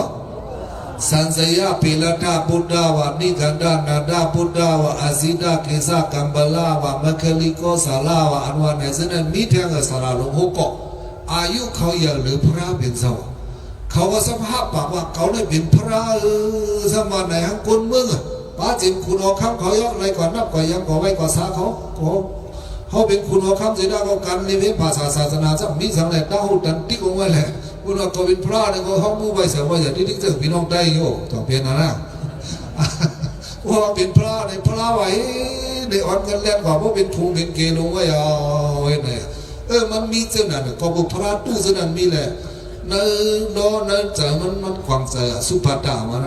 เจ้าก็เจ้าว่าเป็นพระมิสาที่สารามิสาลงหกคนก็เขาว่าเขาเป็นพระเพิ่มเป็นพระที่ได้ว่าหังสุดใจในมาทำพระเป็นเจ้าเมื่ออย่าไปกวางใจนำสังใจในศาสนาในศาสนาอันนี้มาการเปลี่ยนแปลงนั้นเป็นมิสมัครสุภูศาสนาอันมีมาการเปลี่ยนแปลงนั้นมิสมัครสุภูศาสนาอันมีมาการเปลี่ยนแปลงนั้นมิสังโสดาปันสกทากรรมอนาคามยหันตาศาสนาอันมีมาการเปลี่ยนแปลงนั้นมิสกทามิโสดาปันมิสกทากรรมมิอนาคามมิยหันตาอะไรเมื่อกี้ฮู้ก็ปกป้องการคนนั้นก็ได้ว่าเขาเป็นพระเนี่ยเลยอยู่เมื่อได้มันยาวเลยเมื่อคือหูเมื่อเอาเปลืองตั้มแดดเลยทัดฉากด้วยหังเมื่อกี้เลยอากาศีวะประดังนาทีพระเป็นเจ้าวันไหนหังมันกว่าที่นั่นข้อหนึ่งเมื่อนั่งเนื้อกลางหาวมีห้อยติ่นนกนั่นเนี่ยเนื้อกลางหาวต้องมีห้อยติ่นนกเหรอมีพระเป็นเจ้าอ่อนนั่นเฮ็ดเปลืองแดงเองละนั่นศาสนาดังเสือดังอานันวันไหนเจ้ามักเจ้าโคมีโสดาปันมีสกทากรรมมีอนาคามมิยหันตามีมันเหมือนกันนะเนื้อกาหามีห้อยติดนกนั่นยาวศาสนาเขาปักดำมาเนี่ยมีมาการเปลี่ยนเปลืองสมาธิที่สมาสังกัปปะสมาวาจาสมากรรมฐานสมาสิวะสมาวายามะสมาสติสมาสมาธิมาการเปลี่ยนเปลืองโอ้แต่ซ้ำเส้นน้ำมาการเปลี่ยนเปลืองเนี่ยปูตามันกำลังสุดในการเทิงซึ้งโสดาปันสกทากรรมอนาคามยหันตาเนี่ยมันมาซึ่งนั่นย้อนนั้นในพระเป็นสองปอดย่อยๆวางมันที่นั่นไม่อยากไปวนความสังละศาสนาอันมีมาการเปลี่ยนเปลี่ยนมีสมัครสมุศาสนาอันมีมาการเปลี่ยนเปลี่ยนอันมีสมัครสมุมีคนไหนก็อยากพมาต้องลาเนี่ยมันก่อนนับอย่างพระเป็นสวัสดิ์ที่นั่นอาสาตะกีปานุเปตัมทุดัมสรณังกัสสามิธัมมังสรณังกัสสามิสังฆังสรณังกัสสามิตั้งแต่เอาวันมาได้กว่าคารพีคารเก่านับอย่างพระเป็นสอนนับอย่างพระธรรมสอนนับอย่างสังฆาลูกน้องแต่เป็นสอนติขายาเนี่ยห้าคำสรณกุงสามเปิงสีเข้ามาในศาสนาเป็นปัสสิมะสาวกะตะปีพระเป็นสหกำลังสู้ด้วยเจ้าสังคมเมื่อไงเนี่ยสุภัตตาเจ้าสุภัตตาเป็นลูกน้องตะปีพระเป็นเจ้าปากำลึงสุเนื้อเตตานพระเป็นเจ้าตึกมีนั่นกว่าเขาว่าป้าอ่อนดังสุดเป็นเจ้าป้าเลยล่ะเจ้าก้อนหนึ่งง่ายแกว่าไหนหรอพวกไอ้ทองพวกไอ้หลอดธรรมะสักเก้าได้เจ้าก้อนหนึ่งง่ายนี่ก็เจ้าอ่อนป้าที่อ่อนตั้งบนชึกตัวนั้นก็เจ้าก้อนหนึ่งง่ายพระเป็นเจ้าเขามาตั้งศาสนาอันล่องปองล่องศาสนาพระเป็นเจ้าตั้งมาคู่จอมข้อสั่งคำสอนพระเป็นเจ้าเลี้ยงใจจอมข้อสั่งคำสอนพระเป็นเจ้ามาอ่อนตั้งบนสุดเนี่ยเปลี่ยนเจ้าก้อนหนึ่งง่ายเนื้อปัญจวัคคีย์หาเจ้านั้นป้าอันอย่างสิเปื้อนในวันนี้แหละปองเจ้าเหรอป ราะนั้นก็ปัทมาสาวกะเป็นเจ้าก้อนอย่างเงี้ยปัสสิมาสาวกะตะเปกำหลังสุดพระเป็นเจ้าเขาจะนั่นเขาสลางมันเจ้าสุภดาเป็นตะเปกำหลังสุดอันมีตาหนาตั้งดาพระเป็นเจ้ากว่าเห็นไหมจะเล่นไล่มากไล่ผูกกว่ามันเจ้าเห็นไหนอันนั้นเนาะอันนั้นก็ตอนหนึ่งกำในหักแทงมือพ่อพระเป็นเจ้าสามได้สามนิพพานนั่นน่ะเครื่องหลูโคด้านนั้นเอามาก่อมาก็แค่ลงไว้มาละอันคนวันคนเมื่อเอามาดูมาด้านนั้นในไว้ก่อนละตัวกามอยหมอกไม่เป้าอันมีอยู่เหนือตัวกาหาวเสื้อมันก็อันมีอยู่เหนือตัวเหนือลำเสื้อมันก็อันเสื้อขินเสื้อข้าวมันก็หมอกให้หล่นลงดีกว่าเนี่ยยามากาศาลาวะก็บาลีเด็ดใส่ตือไว้ศาลาเนี่ยเป็นไม่เป้ายามากาเนี่ยจิ๊ดจอดสีหมักไม่เป้าเนี่ยอันเหลืองมีอันลายมีอันแหลมมีอันของมีอะไรลงมาเนี่ยย้อนอะไรยามากะหมอกไม่เป้ามีจอดจี้หมอกไม่เป้าจอดจี้ลงจากนั้นก็เหมือนเจ้าหนังนักยำพระเป็นเจ้าเสด็จโฮงลงว่าเป็นกองลงไว้เนี่ยทีนั้นน่ะ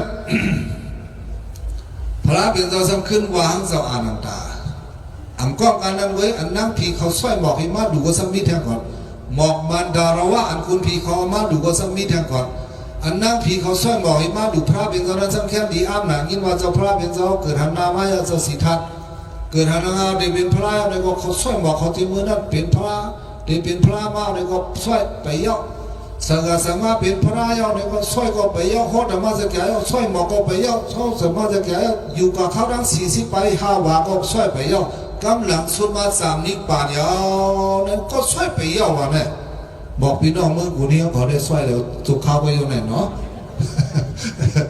นั่นคุณนักผีเขาอันช่วยบอกมาดูพระเป็นเจ้านั่นอ่ะลีอ้ามนั่นน่ะช่วยเต็มมือพระล้อมจังจะหักเกิดนั่นกุยกาตัวพอถึงสามนิพพานก็ไปยาวให้อะไรไปเป็นนั่นน่ะเทิงอายุเมืองเขาเลยอายุเมืองเขาเปิ่งกันเหมือนกันเขาเฮ็ดได้เฮ็ดลอยเฮ็ดไว้ที่นั่นเฮ็ดได้ก็อายุกวนเฮาหนึ่งก็ได้ปดสอนแต่เขาเนี่ยมันเหมือนกันนั้นน้ำนายอ่อนออกกลางไหนมันเว้ยว่าน้ำนายเนี่ยพอแหลมมากเขาพอหายออกจ้านั่นตอนนั้นนั่นก็ว่าอายุกวนเฮาเลยก็พอหลอกพอสอนแต่นางผีซะนั่นอายุกวนเฮาแห้งปอดน้ำตาลย้อนนั้นเลยบอกกันเขาช่วยนั้นมันจากนั้นยาวกำลังสุดมาเย่าเสียเอากอลีย่อกอลีเอามาดูลาว่าไหนเพื่อถึงดีมากก็ซ้ำเข้ามาแล้วเนี่ยแล้วสุดยืนมือกันเลยปัดเข้ามาหน่อยให้ว่าตัวเขาก็อยู่บ้านดูจากกันเดี๋ยวได้เขาแล้วปริศาสได้เต็มปิกไหนแล้วล่ะ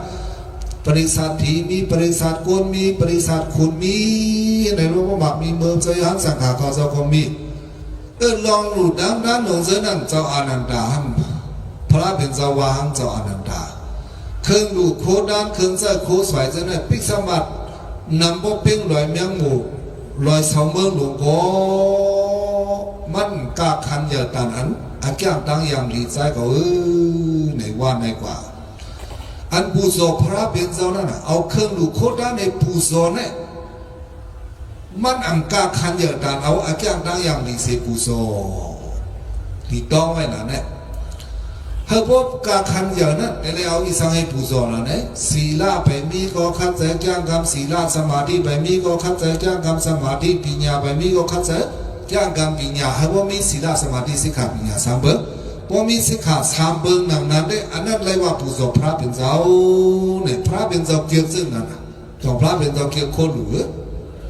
เกี่ยวตาให้อีมาทูเฮาเดินได้แล้วเนาะเรื่องก็เฮียงเลยพระเป็นเจ้าวันนั่นล่ะเนี่ยกับกายเลยโคลุโคตานั้นฮักกิเลสาแหงยอดย้อนมาเลยเนี่ยจงเปลี่ยนเป็นกับกายเลยเอาโคลุโคตานั้นมาดูมอกกันนั้นเว้ยได้กิเลสาแหงยอดกว่าอะไรวะดีมโหสถมีศีลมาอยู่ว่าเนี่ยมีอะไรมีสมาธิมาอยู่ว่าเนี่ยก็มีอะไรมีปัญญามาอยู่ว่าเนี่ยก็มีอะไรสิกขาสามเบิกศีลาสิกขาสมาธิสิกขาปัญญาสิกขาว่าเนี่ยมันแสงโคลุอีอันพระเป็นเจ้าใครมีซ้ำใครมีศีลสมาธิปัญญาเห็นจังไหนย้อนนั่นเลยพอดีปูสอนนับยามเขาพระได้ก่อนดูเอาศีลสมาธิปัญญาเสปูสอนนับยามก้องกาเอาโคดูโคด้านอันนี้อันนั้นเห็นดูด้านบอกกันนั้นเลยได้ไปเลยวะโคดูอันนี้กาขันโคดูอันทอดอันนี้ไปเลยวะเนี่ยสังเดชสามนิพพานเนี่ยพระเป็นเจ้าว่ากับคนนั้นกาขันอย่าด่าเฮาน่ะปองว่า อาเกี่ยงตั้งยามลีซับดูซับหางก่อนจอมีกาขันดาเพราะว่าตัวเก่าในโจจัดเป็นสุปันกอดอลีเตกว่าแทงในข้าวรังสัมสลากอลีตัวว่าถึงนี่ปันกอดอลีอันเตกว่าเจ้าเฮานั้นต้องจะโคหรือจะเป็นศีลสมาธิปัญญาเฮานั้นถ้าไปกับเจ้าเฮาไหลในตัวนั้นก็ให้ไปเต้านำทานกว่างกันในสมาธิด้านหนึ่งพอยามพระเบียนจนมีอยู่เตอคงไม่เป้าลงให้แลนอนเย็นลงเนื้อกูนั้นสาวป้าเนี่ยสาวอุปาวานาเนี่ยมีสาวป้านั้นจำปิ๊อุยถวยลงไว้เนี่ยยิบดังวีบันพระเป็นเจ้าลงอยู่ไหนอันนั้นพระเป็นเจ้าสังเงือมันเงือกันอยู่ดังพูดให้เลยกอบสังอะไรพี่เขาสลัมอ่ะพี่เขาอย่างก็พี่เขาสลัมพอมันจะมีอยู่ตนาตั้งตาพระเป็นเจ้าเนี่ยมันนับหมักตาเขาไว้ก็นั่นเลยหมักตาผีด้วยหันหน้าพระเป็นเจ้าเลยพระผีจ้าอันอยู่ที่ไกลๆหันพระเป็นตอนนั้นป้องมันอ่ะมึงจำปีๆนั่นก็เหี้ยนะไปกินหน้ากินตาเป็นนั่นนะมันก็เหี้ยก็อยู่อย่างนี้นั่นล่ะสมองกันว่าเส้นไหนอ่ะย้อนนั่นเลยลองเส้นนั้นพระเป็นเจ้าสมพูเลยใส่เงื่อนเจ้าอานันดาต้องถามคำเดียวเหี้ยอะไรเจ้าเงื่อนล่ะไหนเป็นคนที่รวยวิจารณ์เจ้าเจียมละเจียมดีชาวบ้านไหนอ่ะฉันสามารถขอถามเส้นนั้นคุณผีเขาดูย้อนมาให้เงื่อนฝันคำเลยหันหน้าพระเป็นเจ้าเลยให้เงื่อนตัวเงื่อนคิงปัดอีกหนึ่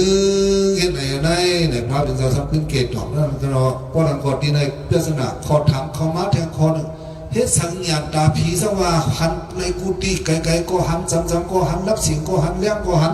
มีอันรับไปก็หันสังวาซึ่งไหนให้อย่างไรเจ้าอุปาวานั่นรับพระเป็นเจ้าให้อย่างสั่งปองรถได้ละเนี่ยอันนั้นก็สำเป็นขอถามเดียวญาณตาผีเขานั่นด้วยป่องเลยเจ้ายาหันตาเขาเจ้ายาหันตาเขาเจ้าเสื้อกิเลสาแห่งยศพจังเป็นยาหันตาเท่านั้นเนี่ยญาณตาผีด้วยตัวเขาต้องให้ป่องรถขอไปพวกนี้เป็นไรวะเนาะก็นั้นเลยพระเป็นเจ้าอุปาวานาเงยเช่นนั้นเห็นนั้นเละเพราะว่าเงยก็คุณผีก็เลยนับยำลีงามไว้ก็แต่กับคนวันคนสุดขอลูกเด้อวิ่งฉะนั้นมาหลุดมาไว้ในก็อ่อนกันมาเป็นพงเป็นเกลงอันสุกซักเลยเปิ้นเป็นพาราในเศร้าอานันตาในเตรียมไม้คับเลยเฮ็ดไม้คับด่าให้คนวันคนเมื่อเขาเลยมาหลุดมาไว้พระเป็นก็10 ก้อน 1 กำ3 ก้อน 1 จุบ10 ก้อน 1 จุบไว้ในลงไว้แล้วปันเปิ้นก้อนนั้นมาไว้ก้อนนั้นมาไว้เอาเนี่ยแหละตามหลังสุดมาก็พระเป็นเจ้ากรณีนั้นชุ่มขึ้น10 ฮอดราปันแทงโหนึกมหาสุทัศนสุดาเนี่ยมีอันนั้นฮอเลยเราพระเป็นเจ้าตามดวงมันจะยังเป็นคุณหอกยังเป็นคุณเสจ้าวัดเดมายังเป็นคุณเสจ้าวัดเดมหาสุดาสนาเนี่ยมาที่นั้นก็มีทางตราหัวหนึ่งตอนนั้นเขากับค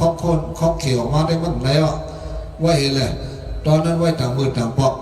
ที่นั้นได้พระเป็นเจ้าฮอบันที่นั้นพิสมาอายุใหญ่ย่อเกเกย่ออายุ80ย่อเฮือหนาย่อในเสดาก็ตึกคัดใส่ฮอตราเลยอยู่อันว่าในนั้นเขาหลอมด้วยงานพระเป็นเจ้าด้วยถึงหลูกคนเมืองบอกกาในก็ให้ปองจะจอม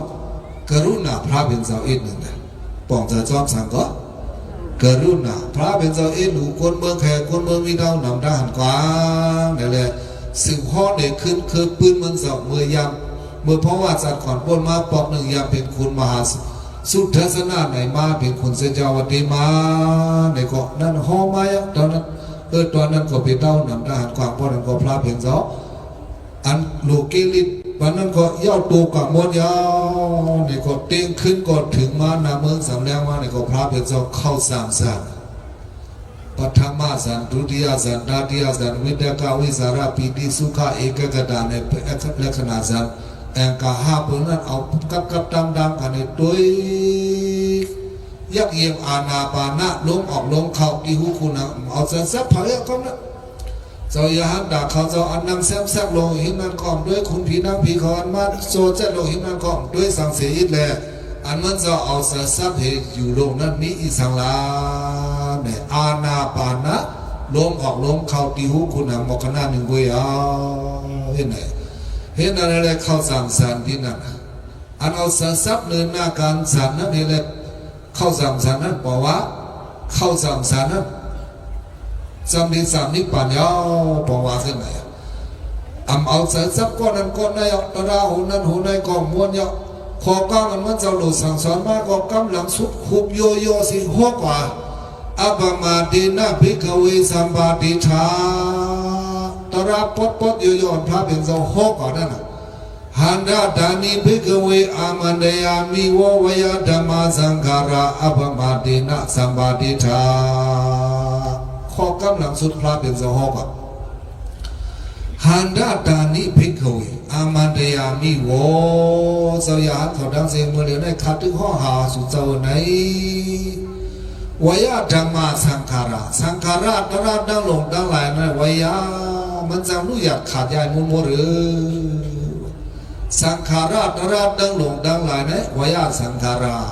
เป็นสังขาราอันจำรู้อยากขาดใหญ่มุนโมเดียวดอกกาพระเป็นเจ้าเนี่ยเป็นพระในสิ่งที่ญาณมันเจ้าได้เป็นพระเมื่อขับตัวเจ้าก็เป็นขันธาหาปาเว้ยตรงเจ้าก็นั่นแหละเป็นวยธรรมะเว้ยนั่นก็มิสมบูรณ์อันรู้อยากขาดใหญ่ดอกนั้นพระเป็นเจ้าตามตัวเจ้าห้าปากว่า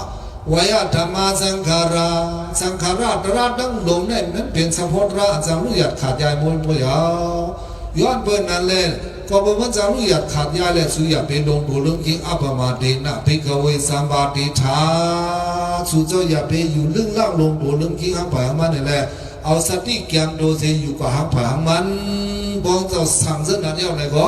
กำลังสุมาเข้าสามสัตปัทมาสันทุติยสันตาติยสันสัตตุตาสันนี่นั่นเองเขากำลังสุดขึ้นลงเขาเก้ากำขึ้นหอกำเขากำขึ้นหอกำมีเล่นด้วยอานาปานาเกำลังสุดมาก็สามนิพพานกว่าเพราะว่ากำเดินสุดพลาเป็นสองเอาตระหูลาเสสามนิพพานกว่าเนี่ยอานาปานาเอาตระหูลาเสเป็นพระบ่เนี่ยอานาปานาสองเขาดังดื้อลมออกลมเข้าลมออกลมเข้าตีหูคูหลังเขาในพระเป็นเจ้าขอเจ้าเอาเฮ็ดให้พวกเป็นพระก็เป็นอานาปานาลมออกลมเข้าสามนิพพานกว่าเอานี่ก็เอาอานาปานาลมออกลมเข้าสิสามนิพพานกว่าในตองปองเจอเส้นน่ะเนื้อเฮาเส้นได้ก็ต้องเฮามีลมออกลมเข้ามีป้อมเอาสติจับได้เหมือนเสาไว้นะเสาอันลักษณะอันจังได้เขาทูสุสาตรงนั้นก็มีลมออกลมเข้านะสองเมียมีพอเราได้เสานั่นเลยลมออกลมเข้าได้สุสาในเข้าออกเข้าออกว่ามันจะนั่นเอาเว้ยก็ต้องมีสติป้อมมีสติก็เป็นเสาไว้นะเฮาหาจะได้ก็ป้อมมีสติด้วยต้องลมออกลมเข้าที่เป็นยังไงล่ะเหมือนเสาไว้นะก็นั่นแหละอันนี้เป็นเต้านำทหารกองเฮาหาเสด็จกาเพราะนั้นก็พระเป็นสามนิพพานกว่ายาวในก็กรินันซึ่งเขาว่าเมื่อไงนั่นน่ะเพราะว่าพระเป็นสามนิพพานกว่ายาวในคุณสางหลวงก้อนหนึ่งสาหัมปฏิมาลอดกาถาโหนึงสัพเพวานิเกเบสันติโลเกพุทธาสัพเพวานิวิสันติพุทธาโลเกสมุทยัมยะถาเอตาติโสสัทธาโลเกอปติปุกโลตถาคตปลาปโตสังโฆโตปรินิพุโตพอได้ขึ้นซ้ำแดงแต่อันนั้นเด็ดตัวยาวเด็ดนั่นก็ปอดยาวๆนะสัพเพวานิเกเวสันติพุทธาโลเกนโลกาและสัพเพวะพุทธากาเป็นสัตว์ทั้งสูงทั้งลงได้นี่คือพิสันติมันจังรู้อยากขาดยาตายคอยหังผางมันทั้งหมดทั้งเสียสองเป็นนั่นเหรอพระเป็นสากลนี่คือพิสันติเจ้าเสียหลวงเขาเอกามาสินาก็นี่คือพิสันติรู้อยากขาดยาเขาจะได้น่ะวันหนึ่งก็วันหนึ่งเดี๋ยวรู้อยากขาดยาก็อย่างนี้ละก็นั่นแหละคุณสางนั้นมาว่าก่อนนั่นสัพเพวะพุทธานิเกเวสันติโลเกพุทธาสมุทสัพเพวะนิเกเวสันติโลเกพุทธาสมุทยังยะถาเอตาติโสสัทธาโลเกอปติปุกโลสัพเพวานิเกเวสันติพุทธาโลเกสมุสยังสัตวะทั้งหลงทั้งหลายเนี่ยมันถึงดีเลยเสียงหายไว้วอดทั้งผางมันยาวตีด้านเห็นดังนั้นได้ดอกกะสัทธาสราพีสราสังสราโกนอันเป็นพระเป็นเจ้าเอตาติโสเอตาติสะกุเอตาติสะกูเอตาที่สร้างมาในพระเป็นสองเขาได้ลองดีด้วยให้มันหมดซะลองซะด้วยให้มันเป็นลองดีมากกว่าหมอเขาจะได้ลองดีก็หมดด้วยให้เป็นลองดีไว้ลองซะก็หมดด้วยลองซะกันนั่นไว้พระเป็นสองเขาได้อันห่างดีด้วยให้มันห่างซะอันห่างซะหมดด้วยให้มันห่างดีเปลี่ยนกว่าเส้นนั้นขาดดูตายลงอันเย็นลงเอิญเปิดนั้นอุตุมาในกรรมวินิลกรรมวิปุปกรรมวิสินกรรมในซากว่าห่างซาหน้าตานั่นลีนเมนดูเมนเน่าลงแต่นั่นเพราะว่าเป็นคนโยโย่มีกรรมฐานคือตัวคือหาไว้เพราะนั่นได้ก็ ลีหังเมตูเมเรเอเซนาลีหังนาในวัดในกันนาคุยกับพระเป็นเจ้าเขาสอนว่าดูหมอยักเยี่ยมให้มันปองถึงอาสุภาลองมันพังดีนั่นมันเป็นในตัวไหนเอาในก็หามันแทงแห้งอย่างนี้ก็กุ้ยแปกิเลสาติตูที่เขาเจ้าเก่าเนี่ยอันว่าไหนสนับเอ็ดดาดิลองซาลงนั้นก็หมดด้วยให้มันห่างดีมาลองอันห่างดีลงนั้นก็หมดด้วยให้มันห่างซากกว่าดอกกาป้นห่างดีหนึ่งก็เลยก็เกสาล้อมาในการดันดาเดซอนในเส้นในซากกว่าอันห่างดีอยู่นั้นก็หลวงหมอยักเยี่ยมตั้งพิษมันหลวงหมอหันตั้งพิษมันหลวงหมอด้วยลองห่างซามันเนี่ยพระเป็นเจ้าว่าก็นั้นแหละกลุ่มพระเป็นเจ้าเอดาทิสะด้วยลองดีให้พ่อเป็นลองซาด้วยลองซาให้พ่อเป็นลองดีมาในกลุ่มพระเป็นเจ้ามีขอนั้นยะธาเอดาดิโซสัทธาโลกิอัปปติปุกโลอัปปติปุกละพระเป็นเจ้าวันนี้มีผังเหมือนคุณสางก็ไหลลงมาไว้คุณโกนก็ไหลลงมาไว้คุณยูก็ไหลไว้ผีคุณสิกยามาก็ไหลไว้ให้ได้ลงกว่าแล้วมีผังง่ายเหมือนมันเจ้าเลยอัปปติปุกโลตถาคตโตพระเป็นเจ้าเขาจะกู้สุเหมือนพระเป็นเจ้าเขาจะเมื่อกูปอกกาก่อนพ้นขึ้นมาจะนั่นเพื่อนก็ตถาคตโตต้องไล่สามนิปั่นกัดยังกว่าอยู่เว้นหนังเก่าขอนั้นคุณสางรอเรียกเว้นเสียมครับคุณสิกยาก็ซ้ำซึ่งหนังเก่าไหวเสียคุณสิไหวเสียคุณสางรอก็ย่อในคุณสิกยาก็ซ้ำมาว่าก็ดีปางพระเป็นเจ้าสามนิปั่นนั้นคุณสางก็หอดเพียวมาคุณสิกยาก็มาคุณสิกยาสังวาเราเนี่ยอันนี้สาวดาสังขาราอุปาดวายธรรมิโนโอปเสกวานิโรสันติเตสังอุปาสมสุโขเนี่ยสัมด้วยขับดูลงคนเขาได้สิเลยว่าอันนี้สาวัดาสังขาราตระดังลงทั้งหลายวันนี้อันนี้สามันเดวายาจามีโนมิสมรลองเป็นลองดูอุปเสกตัวนิโรสันติเพราะมันเป็นมาอย่างไรก็ขึ้นไม่วอดกว่ากันนั่นหนึ่งเว้ยเดชาอุปาสมสุขเมื่อเราเลยแก้งกำเสียงถึงฮอดกว่ายุคตรานามตราหมอดวัดยิ้มเย็นถึงนิพพานก็เย็นกว่านั้นก่อนมันจะคอยได้ปงเสสองก็ได้เป็นสุขาในคนสิกยาวาสันนั่นก็เป็นการเสียหัดเขาเจ้าป้านั้นป้าในว่าก็มีเพราะนั้นก่อนตอนเสนั้นเขาไว้เล่จำเดือน3 เดือน25เหมือนอันเขาว่าเนี่ยเขามาหุบย่อยหลัดกว่าบอกกันได้หนึ่งก็เจลองเสเปิงมันเลี้ยวว่าในก็เสลิตอเตว่ามาหลัดในยุคอย่างบอกกันหน้าหนึ่งเว้ยเนี่ยให้ปองเสวันนี้เลยกำลังชุดเมากำเดือน3 เดือน25เหมือนพระเป็นเจ้านั้นมีกันได้หนึ่งในปองเสาผ่านมาเนี่ยกำเดือนเสียลงเขาได้ก็มาอยู่กันเขามาอยู่เศร้ากันในเมืองคนเขาดัง70 ปี80 ปีว่าเจ้า7 ว่าเหตุเด้รับตาลืมเมืองเขาสามชนมหาข้ามกับเป็นเท่าว่าเสด็จกันก็เขาเป็นตีอันเฮาหายุบยามโดยลองสังขาราสิหมอยักหมอเยี่ยมอสุภาภาวนาสิเลยให้เป็นดาวสวัสดาวแถมดาวแรงบางอย่างพูนยันนิพพานกัดเย็นขันไว้สิฝ่ายมันสักกรรมเลยดาสาธุ